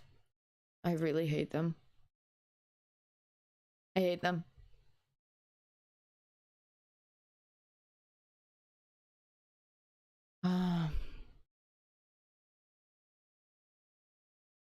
Speaking of psychopathy, Adolf, yeah. Speaking of psychopathy and charisma, false charisma, that is... I'm not sure. Where did the money come? Clearly from somewhere. Other countries that stood in allegiance with. Like wars nowadays, I guess. Like the wars nowadays.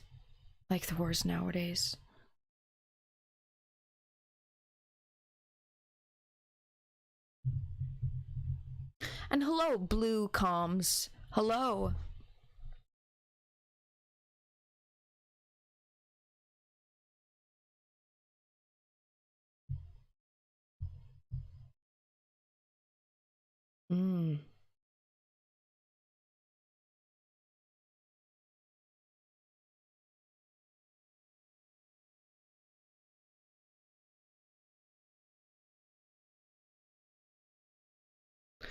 It's evil.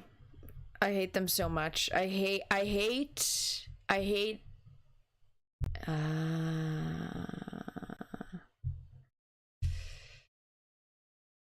that's a fair take, Mick. That's a fair take. Oh, Chilaman, you draw a lot and you'd love to make your own comic one day. You succeed where I do not. I cannot draw. I do music. But I can't draw. So, fuck yeah, you wanting to make your own comic. That's epic. And my stick figures. My stick figure emojis. Guys.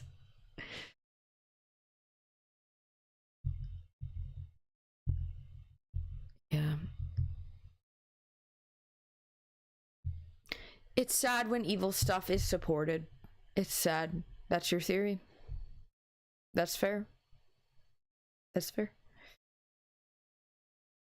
I hate so much.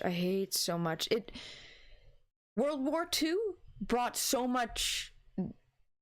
The NZ Germanists brought so much evil upon society, and I hate them so much. I really, really hate it so much. Yeah. And it's interesting because many religions, like, they have a lot of similarities within them, yet they're fighting about who's right. It's ridiculous. It's ridiculous. I've said this before. I was going to do a whole video, but I'm like, I think it's a bit too, I don't know, people might get mad. But facts are, there is one truth. There is one truth out there, one spiritual truth. Nobody knows exactly what it is. I'm gonna say no existing religion knows exactly what it is, and all religions are based on this one truth. It's humans trying to grasp that concept. The fighting between the fragmentation of different groups. It's really sad. It's when people should be coming together. It's just, but it's been the world for so long. It's been the warring. But psychopath politicians in power also thrive on that kind of agenda. It's tough, right? It's tough. It's really tough.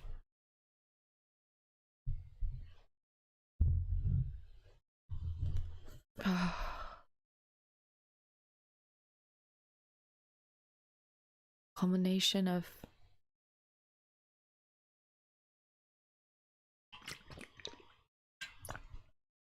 it's evil. It's evil.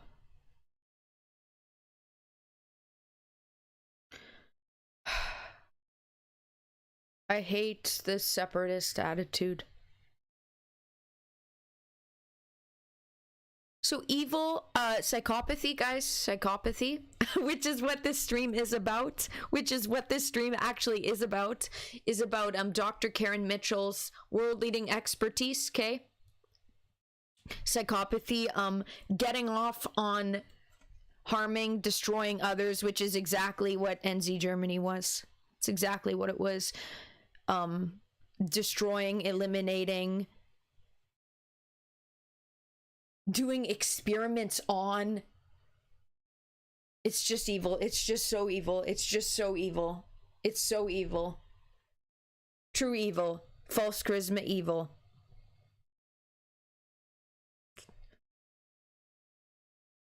True evil, like psychopathy. Yeah. Psychopathy, Machiavellianism, dark triad. Yes, the golden age of intellect. Allegedly. Okay, yes, Mick, I agree with this. Okay, I agree. I like this conversation we're having, guys. We are discussing. We are discussing. Moving into the age of Aquarius, and it's prophesied we will move away from institutionalized. Thank you for using your Prime, Caitlin. God bless you. Does it still show up if I have it? Oh, I don't know if the alert box will go up. I might have already missed it. I didn't have alert box on. Oh, God bless you. Thank you, Mick. Thank you. You are so sweet. You are so sweet. Creator bless. Creator bless. I'm not being a separatist, guys. Creator bless, okay? Don't worry. Don't worry. Syndicate, hey, yo. No worries. No worries. You came at a good time because right now we are all chatting together. So no worries. So yeah, evil, yeah, pure evil, psychopathy. Without a conscience, those without a conscience, those who get off on sadistically destroying, demeaning. Move away from institutionalized religion and move towards the golden egg. The golden egg, the golden age of intellect. Thank you so much, Mick, for using. That really means a lot. Thank you. Thank you. I agree. That's like, okay, I would recommend the Pyramid Code, and she actually talks about in it, the woman, Dr. Karen, I'm getting them confused. I love the Pyramid Code, actually. The Pyramid Code. Dr. Carmen Bolter. I love this woman. And she talks about, she has like a timeline where she shows, and she talks about, I would highly recommend this, guys. I was rewatching this morning, actually. Mick, no problem. You're the only person I have found on Twitch whose mind goes as fast as mine. That's like what Syndicate said, actually. Syndicate said before. We were talking about, like, how institutions and schools, if you're thinking too fast, or you're multifaceted, or you're bored by certain topics in the school that they're saying we need to learn but are boring and not really relevant to society, then we're demeaned. Whereas maybe their brain just needs to catch up and be faster like ours. Maybe they need to hell yeah, hell yeah, hell yes, hell yes. But Dr. Carmen Bolter, she's actually Canadian. She's Canadian like me. And I'm from above North Dakota, by the way, guys. I'm in the province above North Dakota. So if you're trying to place where I am, geographically above North Dakota. So if you hear the accent, it's similar to the Minnesotans and stuff. Go Canada. Yep, Matt's a Canadian. She talks about how she believes that before, like long times ago, tens of thousands of years ago, there was no religion, and it was just spirituality. It was just spiritual, and just that one, and stopping the separatism, the religion.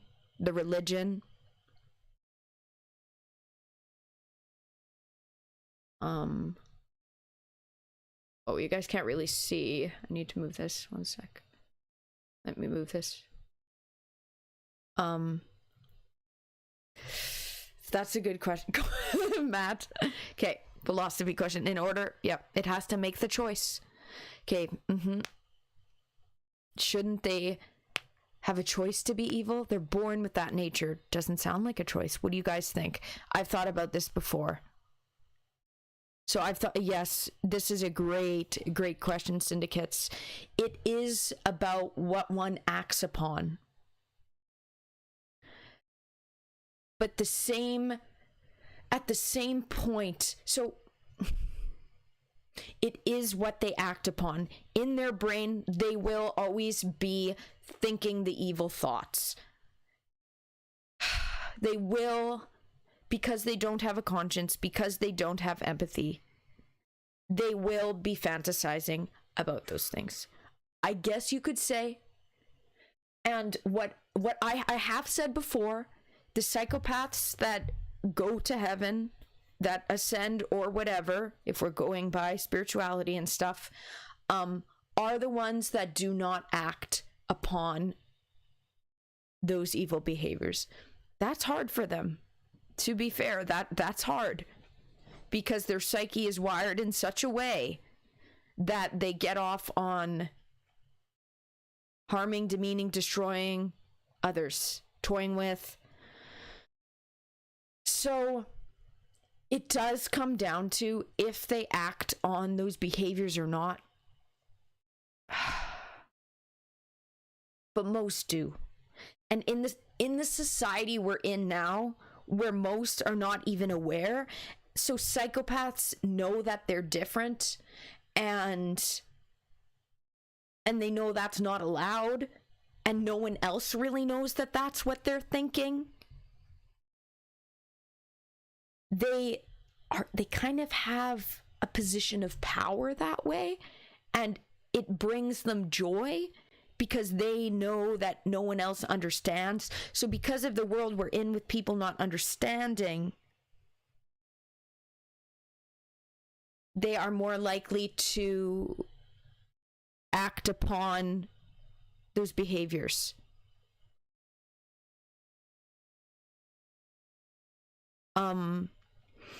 So you could say it's partially due to society, but that they're able to be as prolific as they are. But at the same time, and there's no way to fix it, so it's kind of defect. Ideally, they don't ever act on any of those behaviors, but their psyche is wired in such a way. So what I do think is that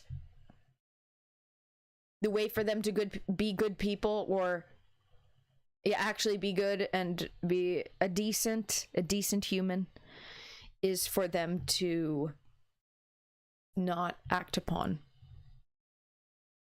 I think so. Yeah. They're still inherently evil, but if they're acting upon those things, like, I just think, I wish the PDF files that abused me, why did they do that? And they did it to many others. They said they had been doing it since the MSN days, one of them. The other one said he had been doing it since the Yahoo chat days. So,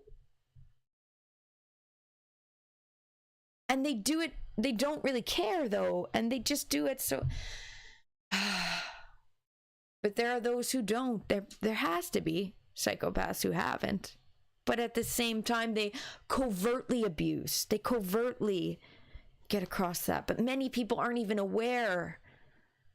And the psychopaths themselves know that.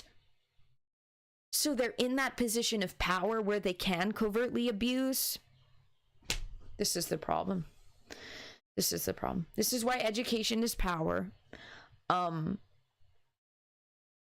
Ideally, I think that psychopaths should be institutionalized the way that people who have extreme trauma responses are institutionalized. Like, put in psych wards. I think ideally, if we're looking at, like, okay, what's the solution? First, educate the population. Make ourselves aware. Second, I think institutionalization, the way they is that maybe me having a bit of kind of a justice revenge kind of thing, like, they've done this to us, they have harmed throughout society so many people, and put kind people in the psych wards and all these kind of things. So, but I think that's what makes most sense, for them to be in a controlled environment. Definitely not in positions of power. I think for anyone to be like, to get a degree in which they're having some position of power, they should get the brain MRI scan, and if they have the prefrontal cortex and amygdala defect, lack thereof, then I think that they should not be able to send them to the mines. Send them to the mines, put them in hard labor.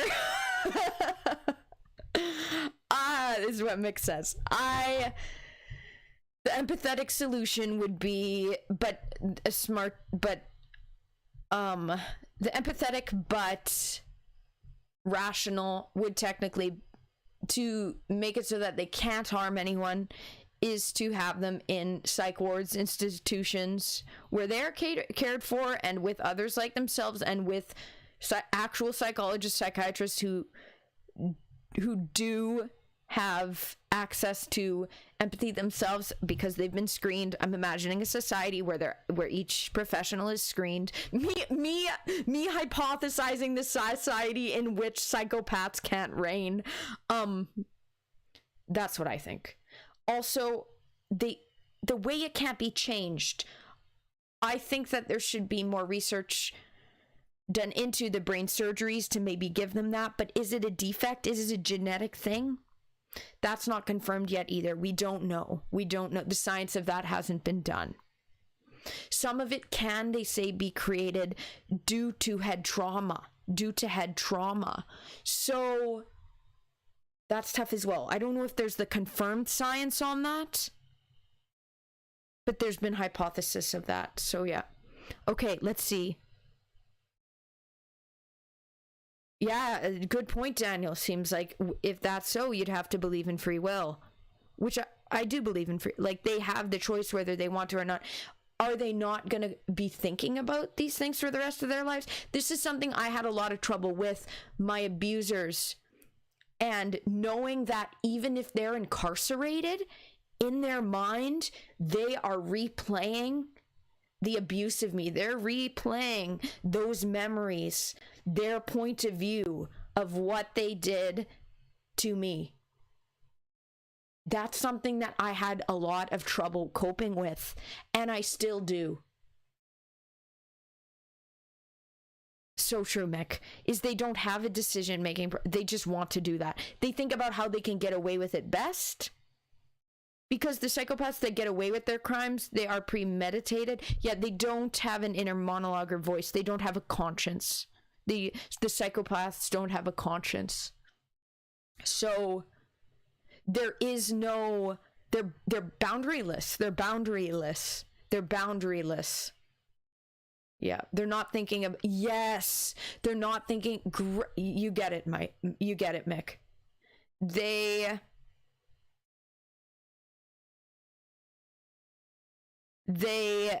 are not thinking about consequences. They are focused on doing it. So sociopathy syndicate, as we found out, is different than psychopathy. Sociopathy, they don't have the prefrontal cortex amygdala defect. It's not the same. It's not the same. And with trauma-informed care, they actually can be healed. Psychopaths, no. Psychopaths. But there isn't, yeah, they say sociopathy, they're engaging in the same behaviors or very similar, but they do have access to shame, to feeling bad, whereas psychopaths don't. So, and usually sociopaths are victims of psychopaths. They're like very badly victims of psychopaths. Usually it's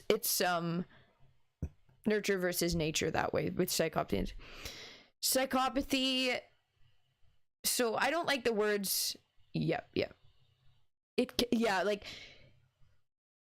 with our measures in place, sociopathy is near impossible to heal. But if given the right resources, which we know that in society there's not even enough resources for trauma victims, yeah. I used to think that sociopathy was covert psychopathy, but not the case. Not the case. It's supposedly different. And Dr. Karen Mitchell does go over this in her thesis. We haven't got to that point yet. We're only on page 29. Only on page 29, but she does go over this. So I'm not as educated on sociopathy as I am psychopathy. I'm not as educated on it. So I don't know 100%. I more so am aware of psychopathy because that's what my abusers were. Are. That's what my abusers are. So, but yeah, they don't have shame. They just keep doing it. Yeah. Psychopaths and sociopaths that get away with it and are high functioning, the high IQ, high functioning ASPDers are very highly intelligent. Yep. And often go into positions of power. Yeah.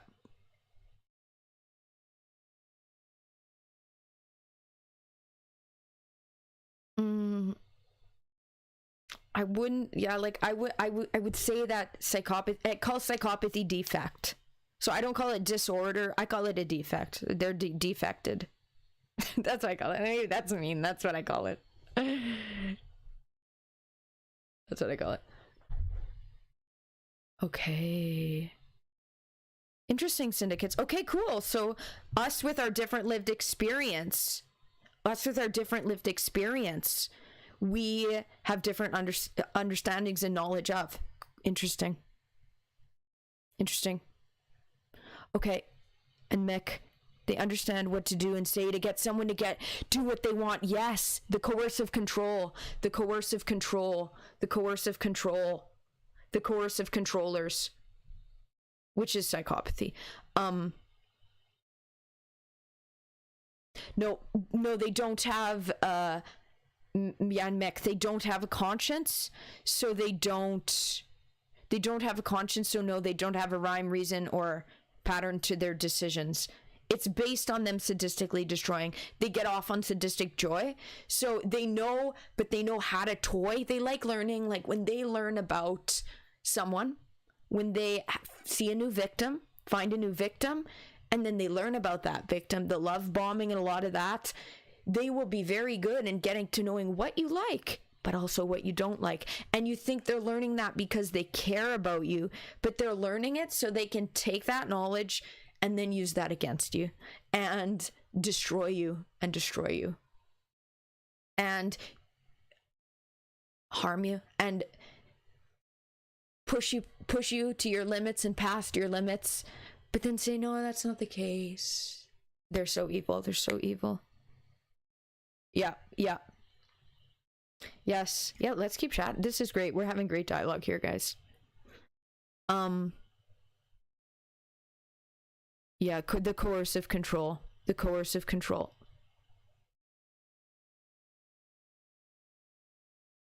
Yeah.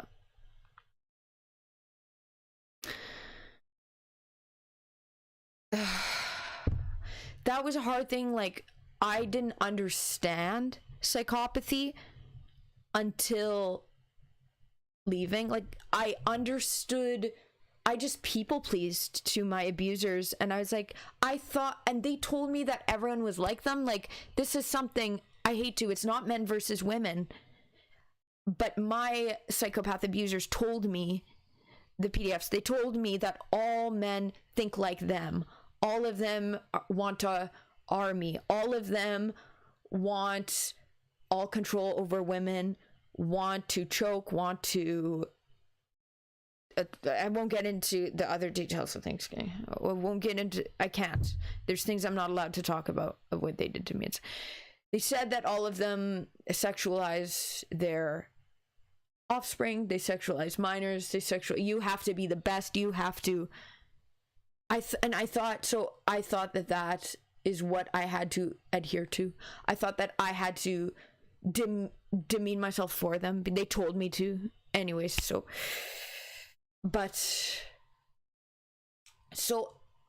I thought all men were like that secretly. Like, I thought that's all that they were thinking, and every time the man saw me, they were thinking these evil things. But then I wasn't aware. But I thought they were capable of love, though. Like, they told me they loved me, so I thought they did. I was so unaware, guys. This is why we need education on psychopathy and on ASPD, on psychopathy, and why in the school system we need to be taught about this, because so many weren't aware, and through education is power, right? Okay.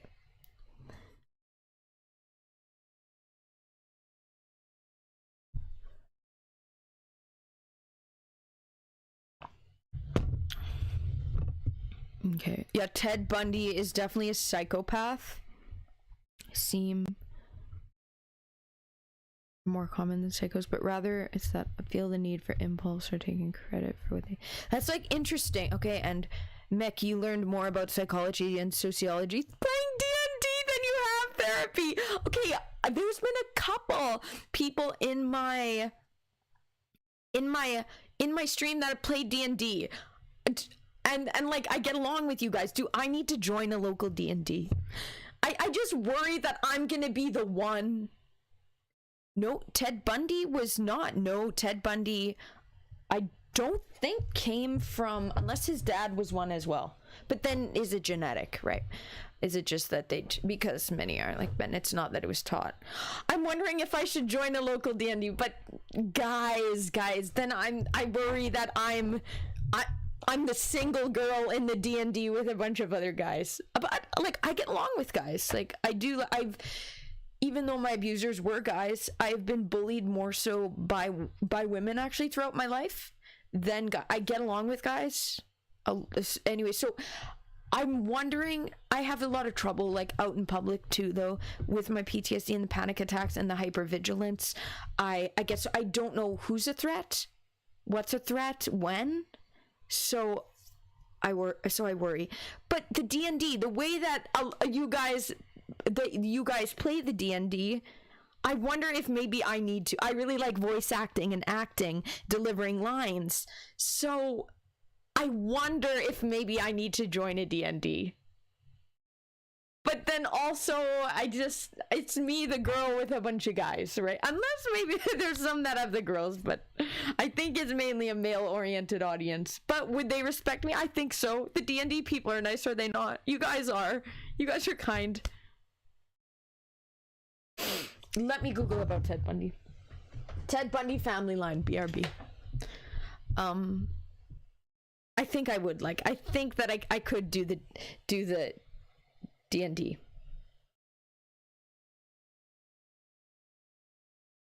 Yeah, some are too nice. That was me. I was too much of a people pleaser.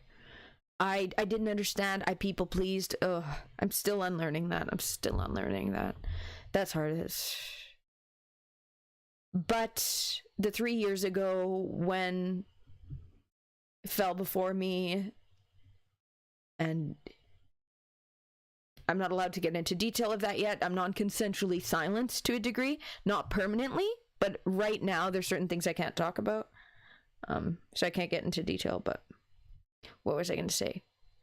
That was the traumatic thing that made me realize about psychopathy and realize the true evil, and that changed me. That definitely, well, it gave me PTSD, for fuck's sakes. Yeah, okay. Ted Bundy family life. Was he abused? He never admitted. To the end, he never admitted.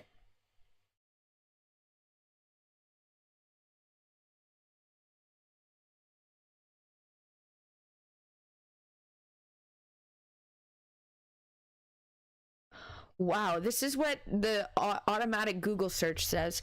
Bundy might have experienced physical or psychological abuse at the hands of his grandfather, despite his later insistence that the two had a good relationship. Bundy's behavior could be disturbing. Listen to this, guys. This is what okay, they haven't confirmed that it's genetic. I think psychopathy is. I think so. It's not been confirmed. That's my theory. That's my hypothesis.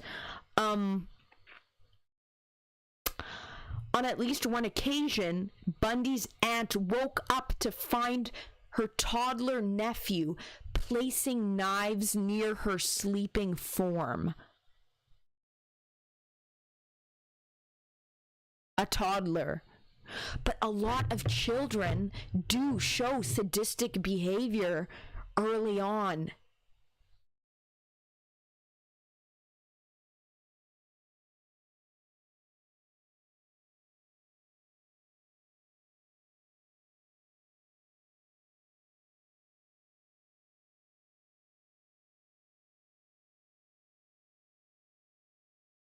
Okay, so his grandmother suffered from... Okay, do I need to bring this up? We're going into Ted Bundy now. Okay, we're going into Ted Bundy's life. Okay, Ted Bundy, early life history, family history. Were they evil? Family history. Okay, we're deep diving now. Fair, Mick, fair points. Syndicate, well, it's like traits, and everyone's different. You could say that that's a... we don't have confirmation on that. Keeping a... They might just... Let me try to think from, like... My abuser... I'm like, okay, what would my abusers do? Like, did they...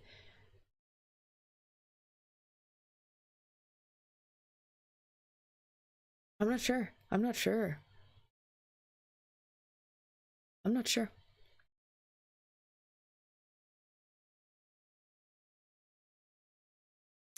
Well, like, Ted Bundy was definitely grandiose, but he liked his power. He liked that he did it and liked getting away with it. He's a psychopath. He's not a sociopath, in my opinion.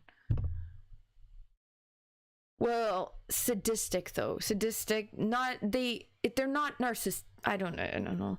Wouldn't say children, like, children don't have the fully developed brain, but that's fair though. That's fair, Mick. That's fair. But some, I think of some that were very, I just think of some. But it does come to what is nature versus nurture. Okay. They don't have a fully developed brain. right? Which is why psychopathy and narcissism, by going by the science guys, ASPD cannot be diagnosed until one is 18. So we can hypothesize all we want, but yeah, they're not allowed, the DSM, the psychiatrists are not allowed to diagnose ASPD, which is psychopathy and sociopathy, until one is an adult, until 18, until one is 18. So that's why, due to the brain developing. Yeah. Well, he's very similar to Kohberger. Did Kohberger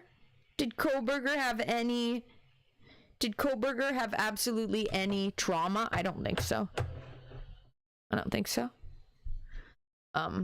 He's very similar. He's copycat clone. Matter of finding out why and when he developed that, or if it's just natural. They innately like harming.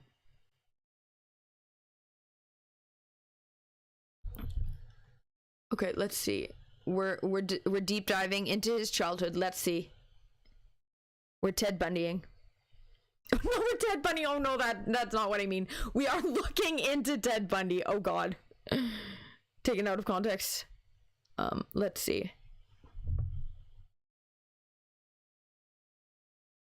Okay, so early years.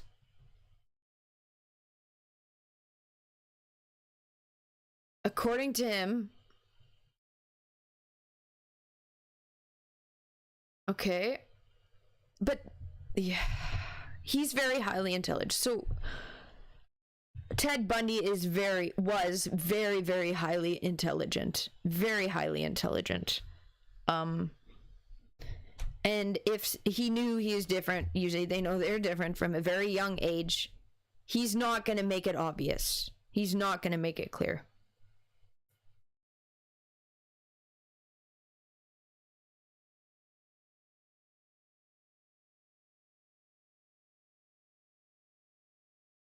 People respond exactly, Mick. They would never admit to what they did. Exactly. Psychopaths, why would they admit? That's incriminating. Exactly. Why would they admit to the full extent of their crimes? That's incriminating. That makes them look bad. They don't want to be in a lower position of power. They want to have the upper hand, because with the upper hand is how they can take advantage of, sadistically destroy, demean. Exactly. So why would they out themselves? Why would they give intel on themselves? Why would they fully admit? Exactly.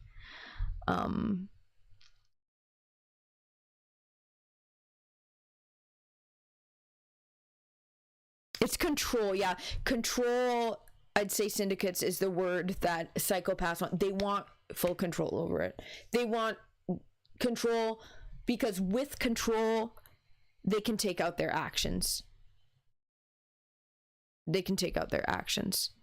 And they do get thrill, but they don't have really emotion, but they get joy. I guess we need a new word for what it is that they get. They get dopamine. I guess if that's even the true science, if that's the chemical that goes through their brain when they're exerting their power, they're doing their control. They do get a thrill out of it. Yeah. But yeah, like, sociopaths are much more all over the place, not as controlled, not premeditated, whereas psychopaths are very controlled, which because of that they exhibit the false charm and they can look like outstanding members of society. Many are outstanding members of society. By that I mean they're in positions of power and have created their very efficient facade.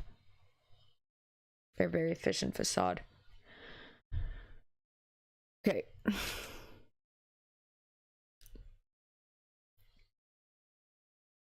Theorizing.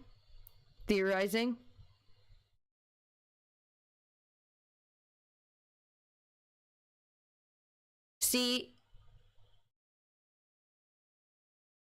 this is like what you guys were saying. Just because he exhibited that behavior doesn't mean they're going to be a serial killer, but maybe that kind of behavior exhibited is showing that one might be a psychopath, because this is what I always say.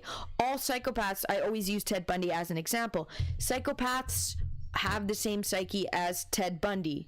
Are all of them going to be serial killers? No. But they fantasize about the same things. They get joy out of the same things.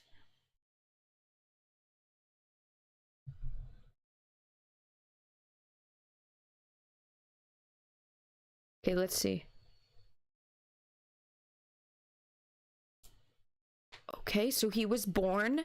So back then, for unwed mothers, that was more rare back then. It was more rare to be from a family that didn't have both a mother and father. Back then, you were looked down upon if you came from a family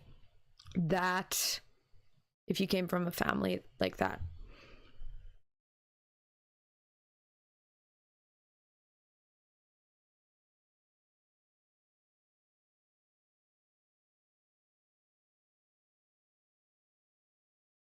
Oh, wow.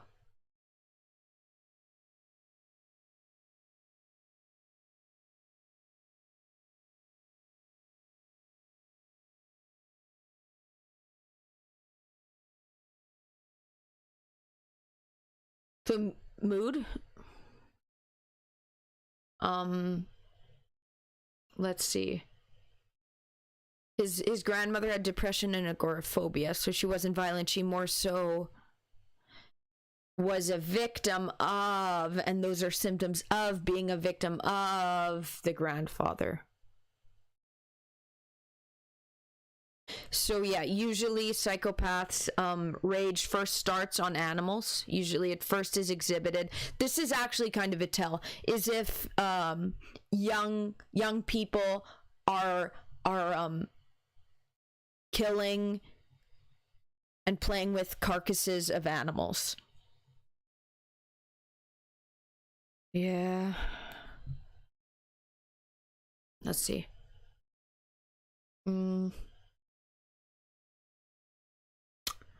Wow.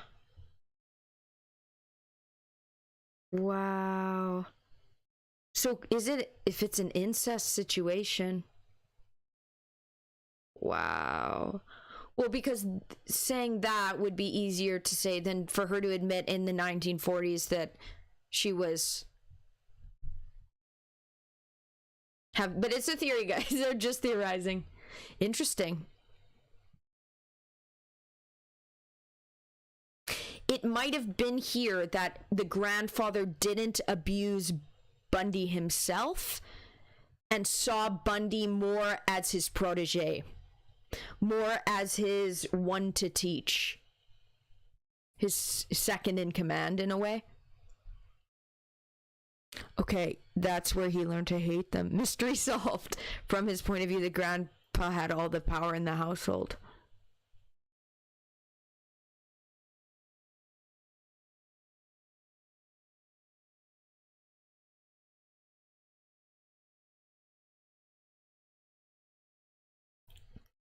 Emulated his grandpa. You could see either or, though. Because, guys, they're psychopaths that are abused themselves, but that abuse didn't make them a psychopath. This is something we have to be aware of as well. This is the fine line. This is the line. There's psychopaths that have been abused as children, but it's not what makes them a psychopath. That's the other layer that we have to be aware of, you know? It's the other layer we have to be aware of. It's the other layer.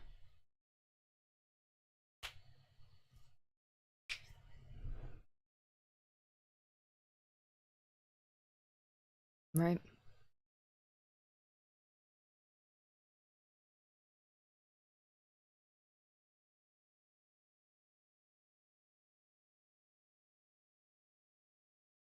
But so it was normalized, like it doesn't say that the grandfather, in fact,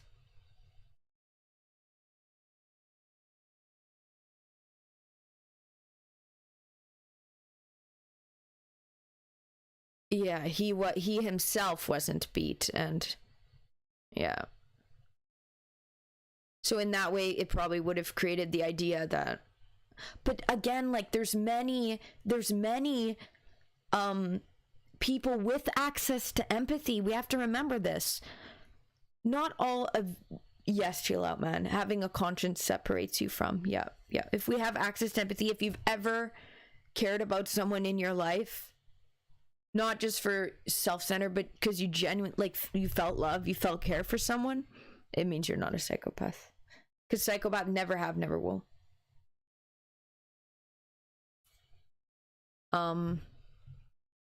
Yeah, he could make it up to control the thoughts as well. But also, as I said, there are psychopaths that grow up in families that have other psychopaths that mentor them, but the psychopath mentoring them, it's not that's socio, right? It's that hard. It's the prefrontal cortex amygdala. If they do the brain scan, and this is what I was going to say, there's many trauma victims that have seen these things happen or have grown up in households as such and don't come out doing this evil behavior. There's the differentiation too. We have to remember that. We don't know, right? It's a theory. And back then they didn't do. Yeah, chill out, man. Don't worry. You're very kind. Yeah, we don't know. Right? We don't know. The prefrontal cortex amygdala. Sociopaths don't.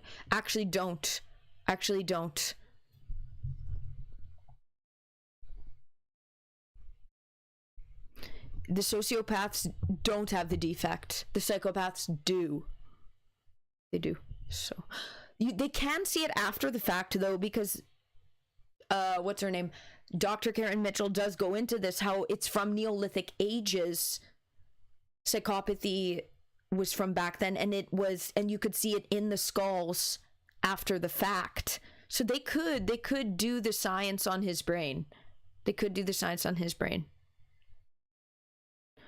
Right, Syndicate. The ASPD people don't come forward about it, so it's hard to research, right? They're not gonna willingly out themselves. That's incriminating. That destroys their facade. They get off on having this facade and then using that. Why would they openly admit? Exactly. Okay, Daniel, yes, really great discussion. You're listening intently. You're curious about my idea of nature and nurture impacts to the idea of them having free will too. These two ideas seem to conflict to some degree. So nature versus nurture, that's where I see the difference of psychopathy and sociopathy. That's where I see the difference of it.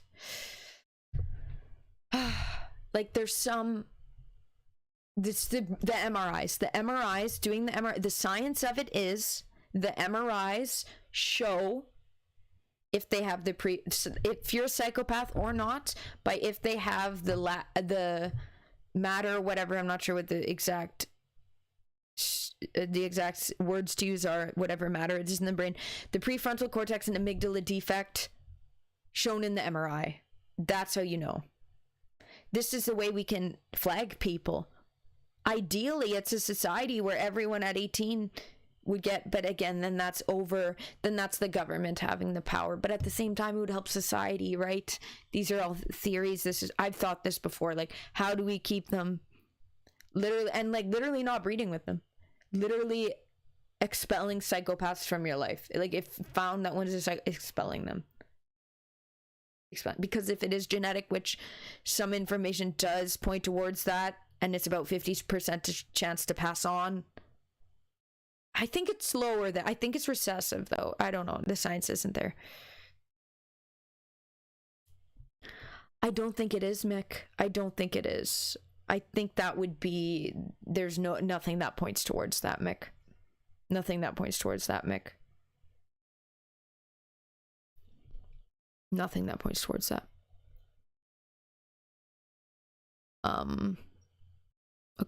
Okay, back to Daniel, so let me get it. So them for having free will. So they can choose if they act upon those things or not.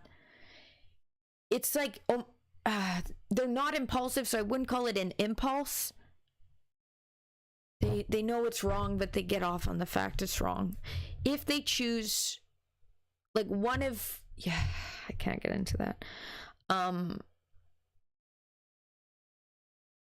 Everyone does have free will, and we said before, you might not have joined then, but them choosing to act on it, most do, because we live in a society in which most even aren't aware. So then the psychopaths are like, this is easy pickings, no one knows, I can easily go about this. That's what they're thinking. So because society isn't aware, so we're in a society where, but their behavior is criminalized, but then they're more covert about it. But if they were to grow up in a family and the family was then aware they're that such way and they monitored them, like, this is what I thought, and this is something still that I'm having to unlearn, is I thought they're taking advantage of me. I'm their outlet. I'm gonna keep them in check, per se, so that they don't harm others. I will they can demean me so that they won't harm others. But it also doesn't work that way. Exactly. Nothing points towards that.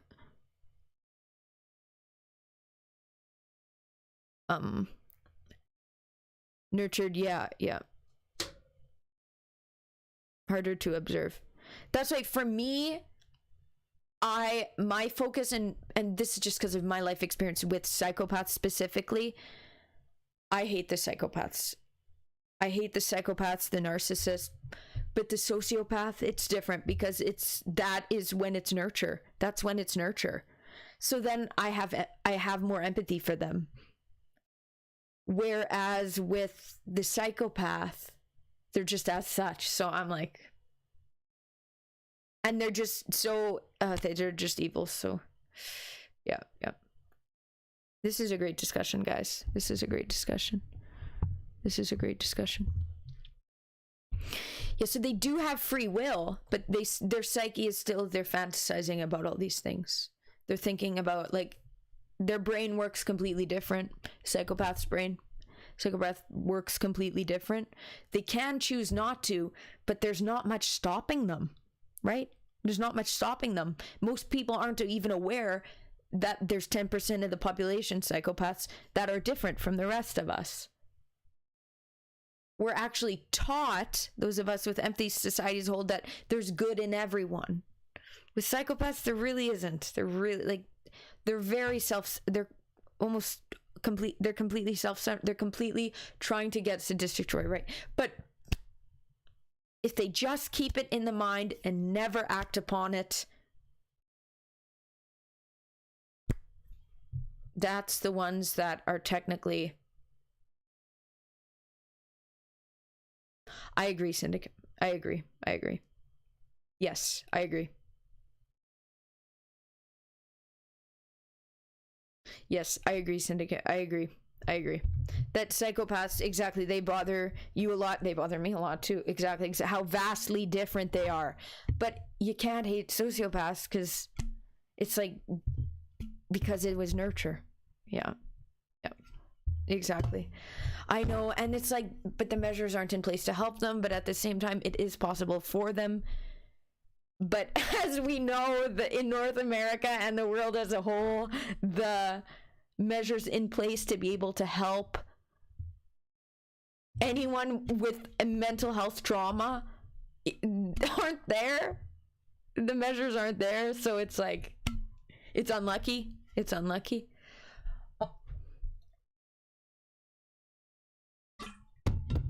It's unlucky. But yeah.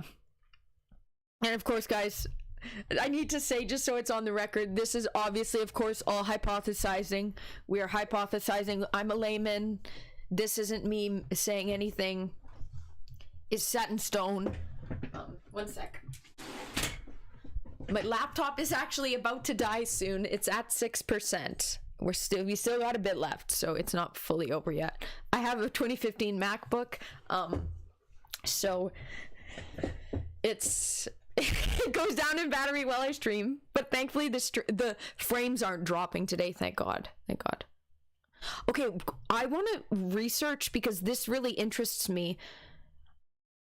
So Ted Bundy, we still don't know. We still don't know 100% if he's a psychopath or a sociopath. I think he's a psychopath. Syndicate's saying, oh, he might be sociopath. We don't know. It's up in the air, guys, right?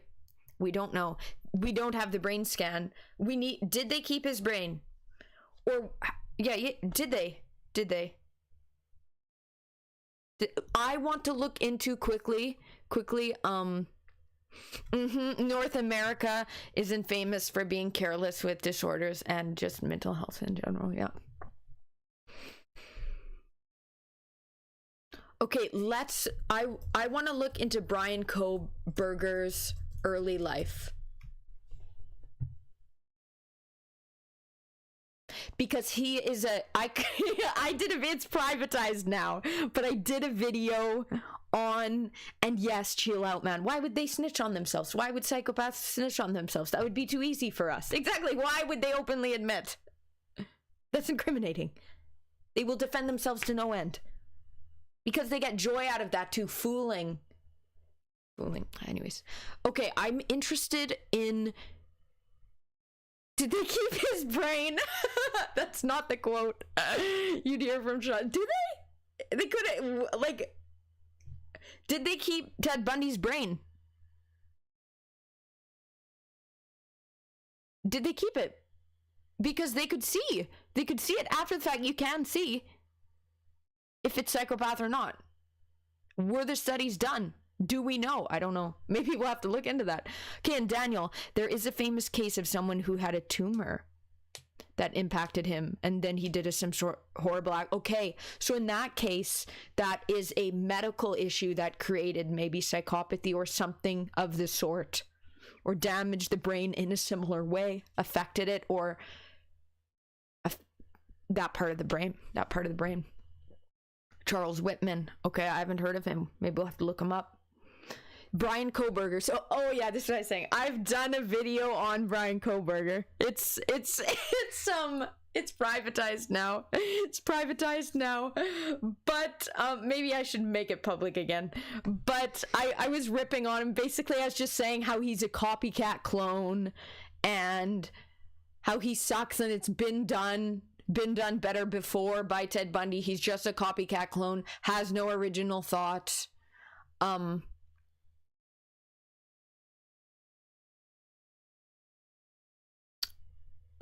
Let's see.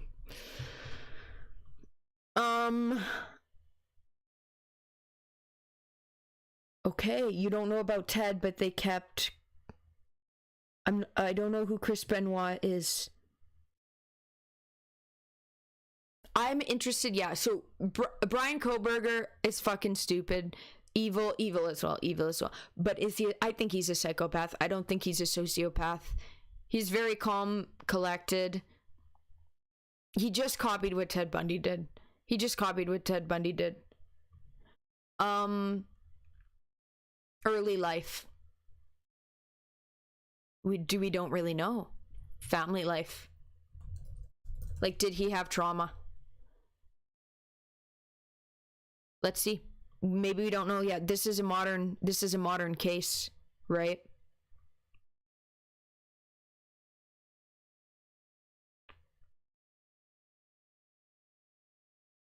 We don't know if it's a medical case. We don't know if it creates the exact same thing as psychopathy. If it was in the same part of the brain, we don't know.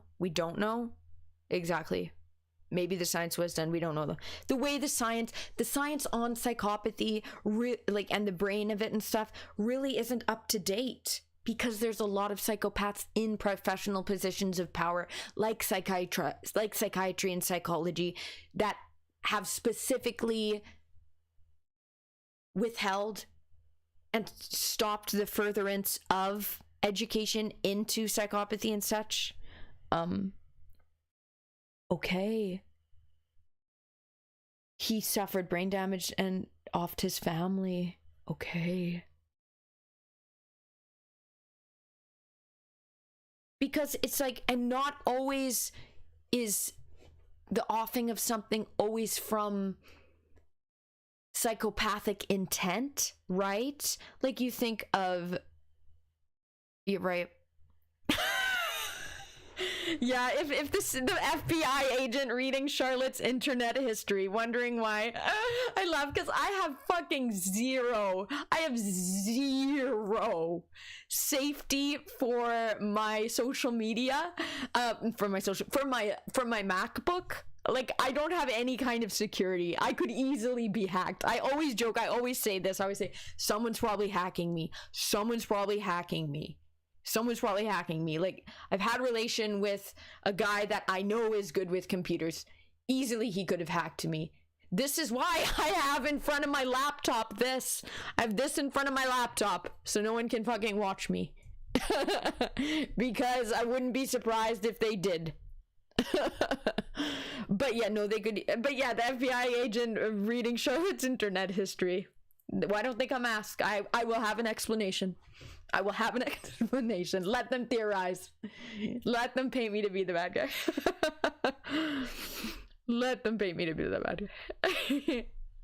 Okay, so let's see his family. He could be sentenced to death. Wow, so he could get the same indictment as Bundy, as the person he copied.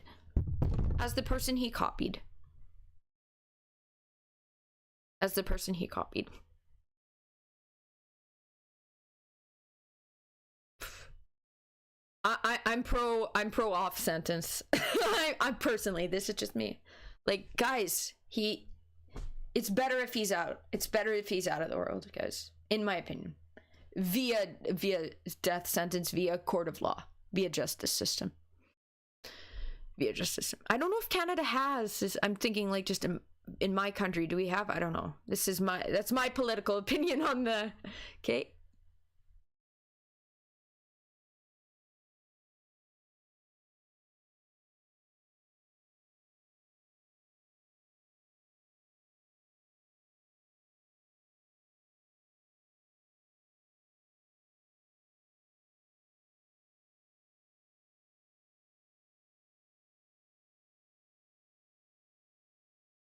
Wow.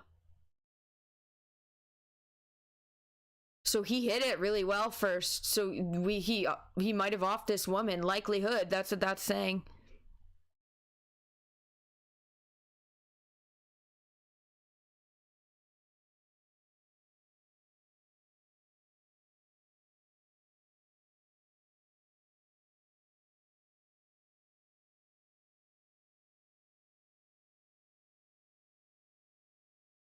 No, and we like reading, Daniel. I like reading. I'm a chatty streamer. I like engaging with people in chat. Never apologize for typing, guys. I love typing and I love reading typed stuff. It's tough when it's a medical issue. If it's medical issue, there is some sympathy there, right? It's like, that's unlucky. But they can choose to act on it. But if it's also damaged, like IQ and stuff, and it's tough because it's tough. Okay, so guys, it seems like they have no evidence linking Brian to it, but likely Brian did that. Wow, so he got away with it before. And then he got more brazen. Yeah, this is what I wonder. I wondered that too. I watched the video.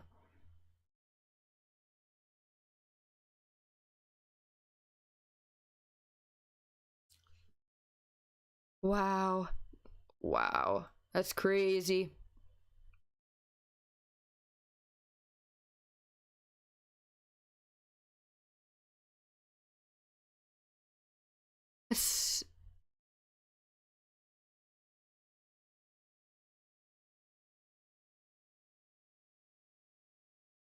But Brian was also probably lovely and very nice because psychopaths create the facade, right?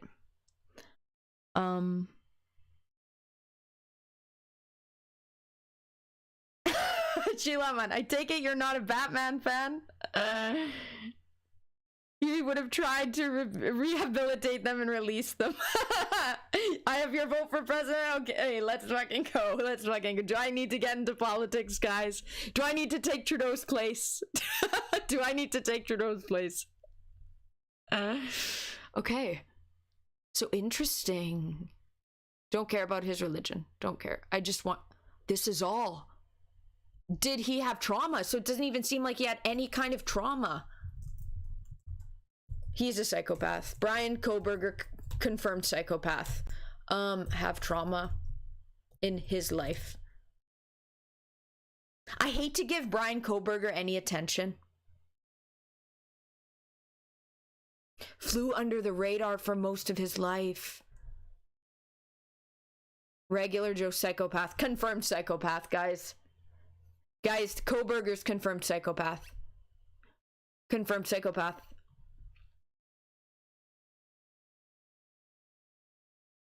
Confirmed psychopath. Confirmed. Koberger's evil. I say, yeah, give him the death sentence. The off sentence. Wow. Yeah. Yep. This is what's scary, guys. Like, we walk by them. We walk by them.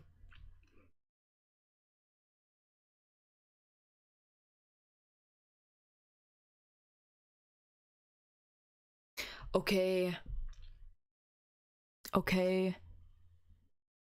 So they're nurtured into it. Well, that's where I have more sympathy, right? Then they could be rehabilitated, right? If the measures are in place, which they're not really in our society, but I don't know if in Batman society. I don't know the Marvel universe, guys. I'm just a girl. I'm just a girl. I don't know the Marvel universe. Is Harley Quinn part of that? I did do a cosplay. If you Google it, you might be able to find the photos. I did do a cosplay. Before the fact, fair, Daniel.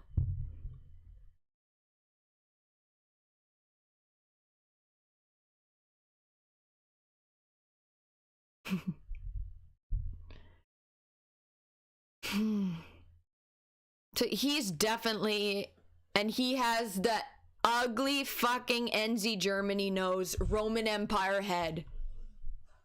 I hate him. I hate Brian Kober. He's just evil and a loser. Copycat clone, evil. I like ripping on him.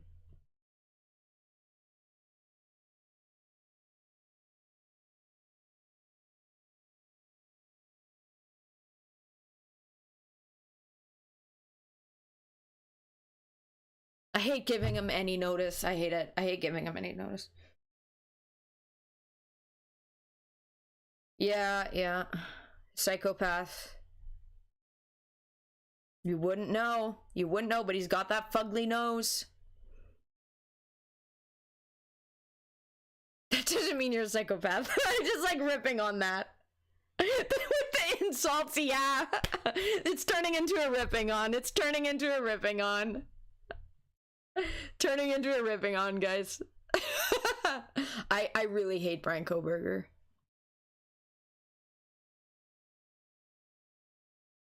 Yeah, psychology. Of course he learned. See, this is what... Of course he learned psychology. One of mine did. One of my psychopath abusers did. Why? Because then they learn how to manipulate those of us with empathy better. Then they're literally studying how trauma victim brains and other people of society work. They're studying. They're studying us. Evil. Exactly. Most are just the average Joe. Most are the kind, charming, normal, or just unassuming person next door. Mm-hmm.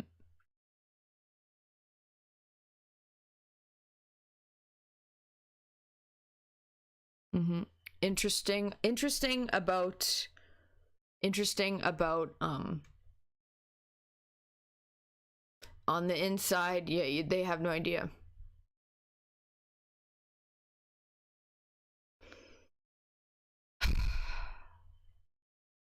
He's evil. So we don't know. And he studied under the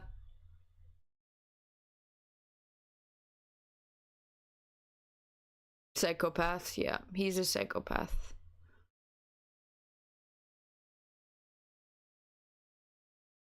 It's since birth, though.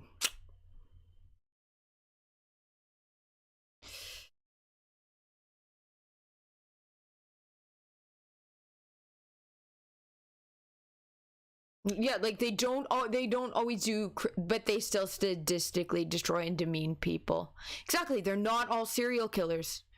Not being a murderer isn't like confirmation you're a psychopath or not. Like if someone didn't murder, it doesn't mean that they're.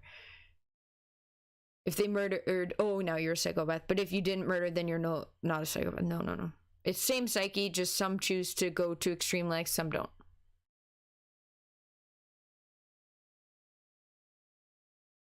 What?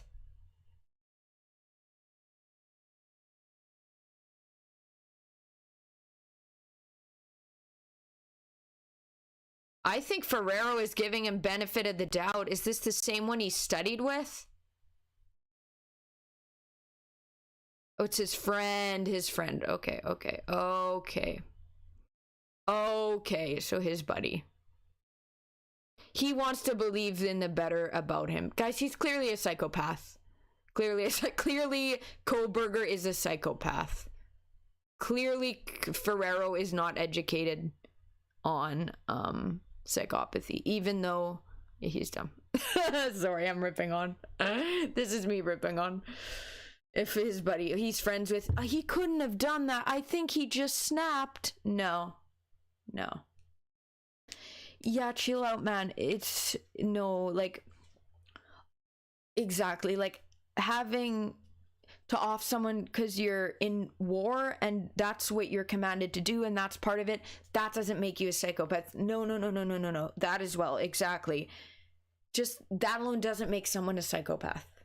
It's the brain defect, the intent of sadistically destroying, and the defect, yeah. Wow. Okay, guys. Okay. Well, if you want to learn more specifically about psychopathy, I'd highly recommend. We read some of it. We got to page 29. I need to remember when I go to the end of this video and I do this again in another stream. Page 29 is where I'm at to continue Dr. Karen Mitchell's thesis. Guys, this was very educational. I liked the philosophical stream. I liked the getting into psychology. I liked the breaking down the psyche. I liked the hypothesizing. I liked the throwing around the different ideas. This was very, very communal. The very communal conversation. Thank you, Daniel, for joining, new viewer, and also Mick. Thank you for joining, and Mick also for the using your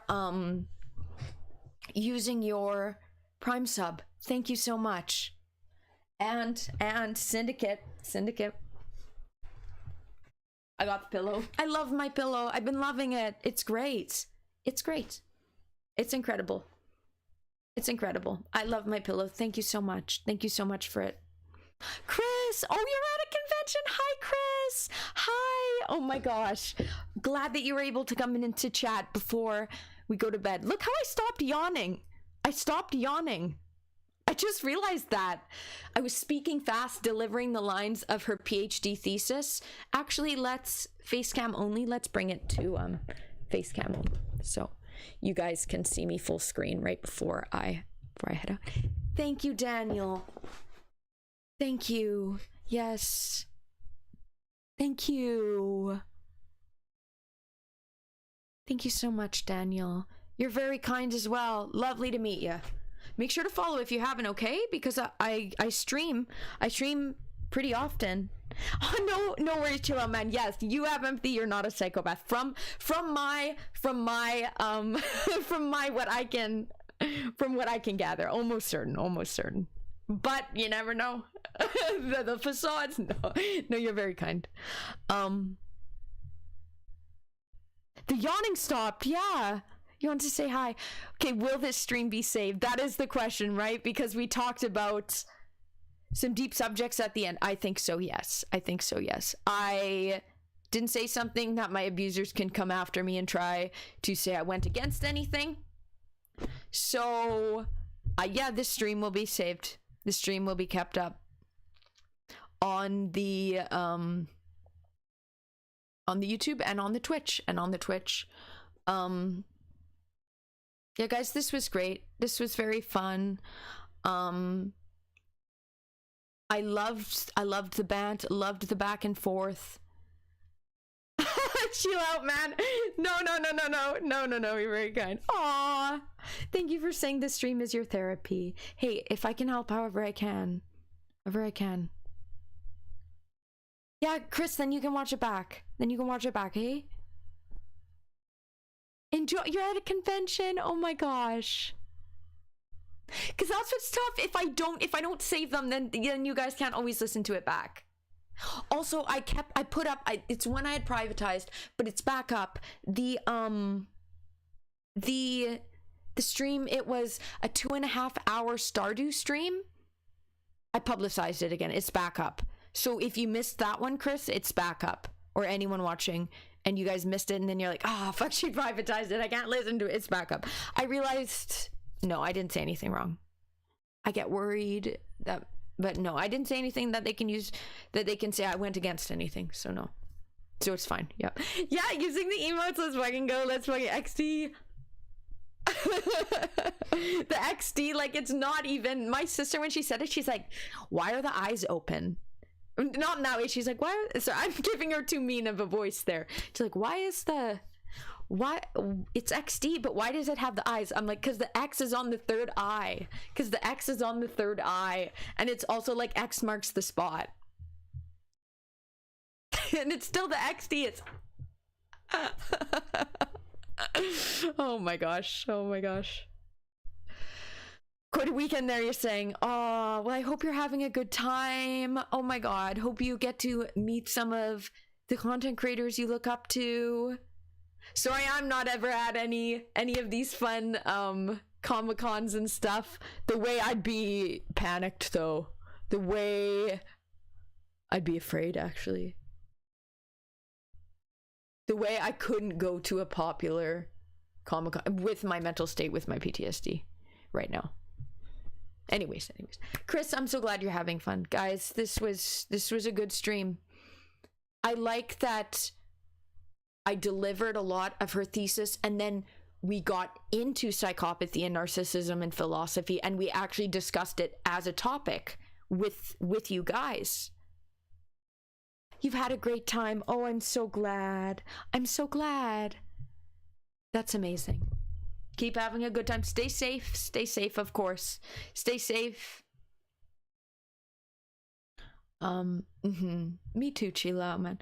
I implode. Like, I get scared in large crowds now. Yep. Awesome. Yeah, I read over her thesis, and we have this great discussion at the end, which I really have. Wow, almost 3 hours. I need to take my bedtime medication. I'm gonna be up late, or maybe I'll just be able to fall asleep. Maybe I'll still be able to fall asleep before it fully kicks in or whatever. Yeah, I remember you saying, Chris, philosophy. That was your college minor. Cool. Yeah, we discuss.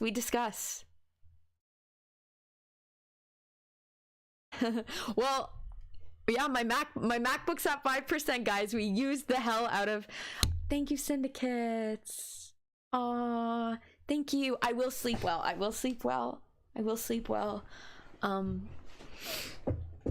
Yeah, maybe I'll go to goals is further healing my PTSD and everything, and when other stuff is over, and then I'll go to a Comic-Con one day. Is that goals, guys? Is that my goals? Do I have to travel to America for a Comic-Con? Oh my god, nowhere in the near future, but maybe one day. Who knows? Yeah, guys, this was really good, and I was in a good state of mind, and I felt like we were able to have this really, really great dialogue. And I'm proud that I grounded myself earlier today, and that I had my cry, and that I allowed myself to feel those emotions. And because of that, I felt a lot more settled tonight, which I feel good about. Hashtag stabilizing, hashtag getting there. Okay, guys. Yeah, maybe one day, a small one with a few thousand people. Like, I have been to the Comic-Con in my city, in Winnipeg. Maybe you guys need to come to the Winnipeg Comic-Con. Maybe you guys got it. No. You guys gotta come to fucking Manitoba. Oh my god, nobody comes here, guys. I always joke that I'm the only thing here. Not to hate on everyone else in Manitoba. I don't mean that. But like, things of like, not much is here. Not much is here. Oh, thank you, Chill Out Man. I feel more settled for this stream. I'm proud that I felt settled, and that, yeah, almost a 3-hour stream. Do I stay the 5 more minutes for it to be 3 hours?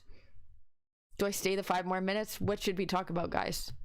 Should we stay the 5 minutes to hit the 3 hours? Do I stay the 5 minutes? Does anyone have any more questions? Yeah, I'm in Winnipeg. Yeah, in Manitoba. Okay, Chris Jericho. Do I know? Some things are from here. Canadian. Okay, he's from American Canadian Professional. He's from Winnipeg? Let's fucking go. Let's go. Okay, Winnipeg. Yeah. Winnipeg, he's been from Winnipeg. Oh my god. Yeah, Winnipeg. Okay. You're from Denmark, but you have family in Sarnia. I don't know what that is.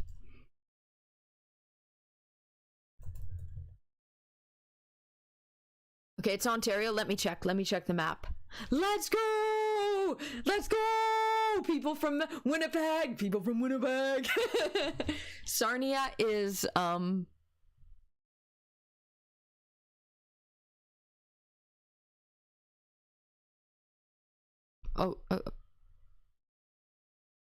why won't it let me zoom out, I mean? Oh no, I think it's quite far. Sarnia seems to be quite far, if I'm right. Think it's in, where is this? God, I'm not good with maps. Yeah, I'm quite far from that. Sadly. Yep, Sarnia is quite far.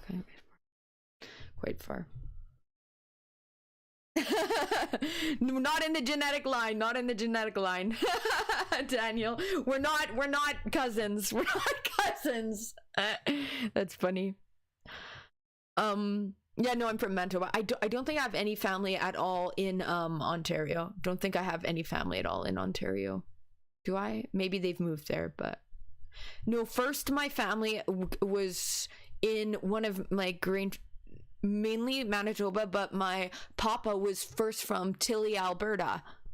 So kind of near Drumheller, kind of near Calgary. Oh my god, Chill Out Man.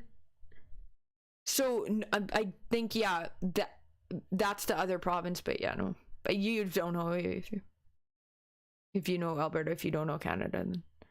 Okay, Chill Out Man. Yes, some fan told Chris Jericho to go back to Toronto. That's where Sarnia is. He said, "I'm from Winnipeg, you dick." Classic. Oh, that's iconic. Well, he kind of looks like he's from. Like he's a rural Manitoban. He looks Ukrainian. Like he has. Like I'm Ukrainian. He has the blonde hair. Like he gives rural Manitoban. I see the vision. He's Ukrainian. Oh, I thought for sure. Yeah, he's Ukrainian. I thought so. He looked at it the way I knew. That's funny. Yeah, he looks Manitoban. Yeah, Chris Jericho. Yeah. Yes, Chris. Yeah, you're like, wait, what? Chris Jericho. Yes. Not you. Not Twisted Silver, Chris. That's funny. Yeah. Well, when someone makes it from Winnipeg, we're like, we're from Winnipeg, guys. I'm from, because not many are from here. Not many notable figures are from the Winnipeg, or from the Manitoba. So we gotta make sure that we say, yeah, it's Manitoba. We're from the Winnipeg. Yes. Because no one's from here. Okay, guys, any last questions before I'm out? We are almost at the 3-hour mark. We're almost at the 3-hour mark.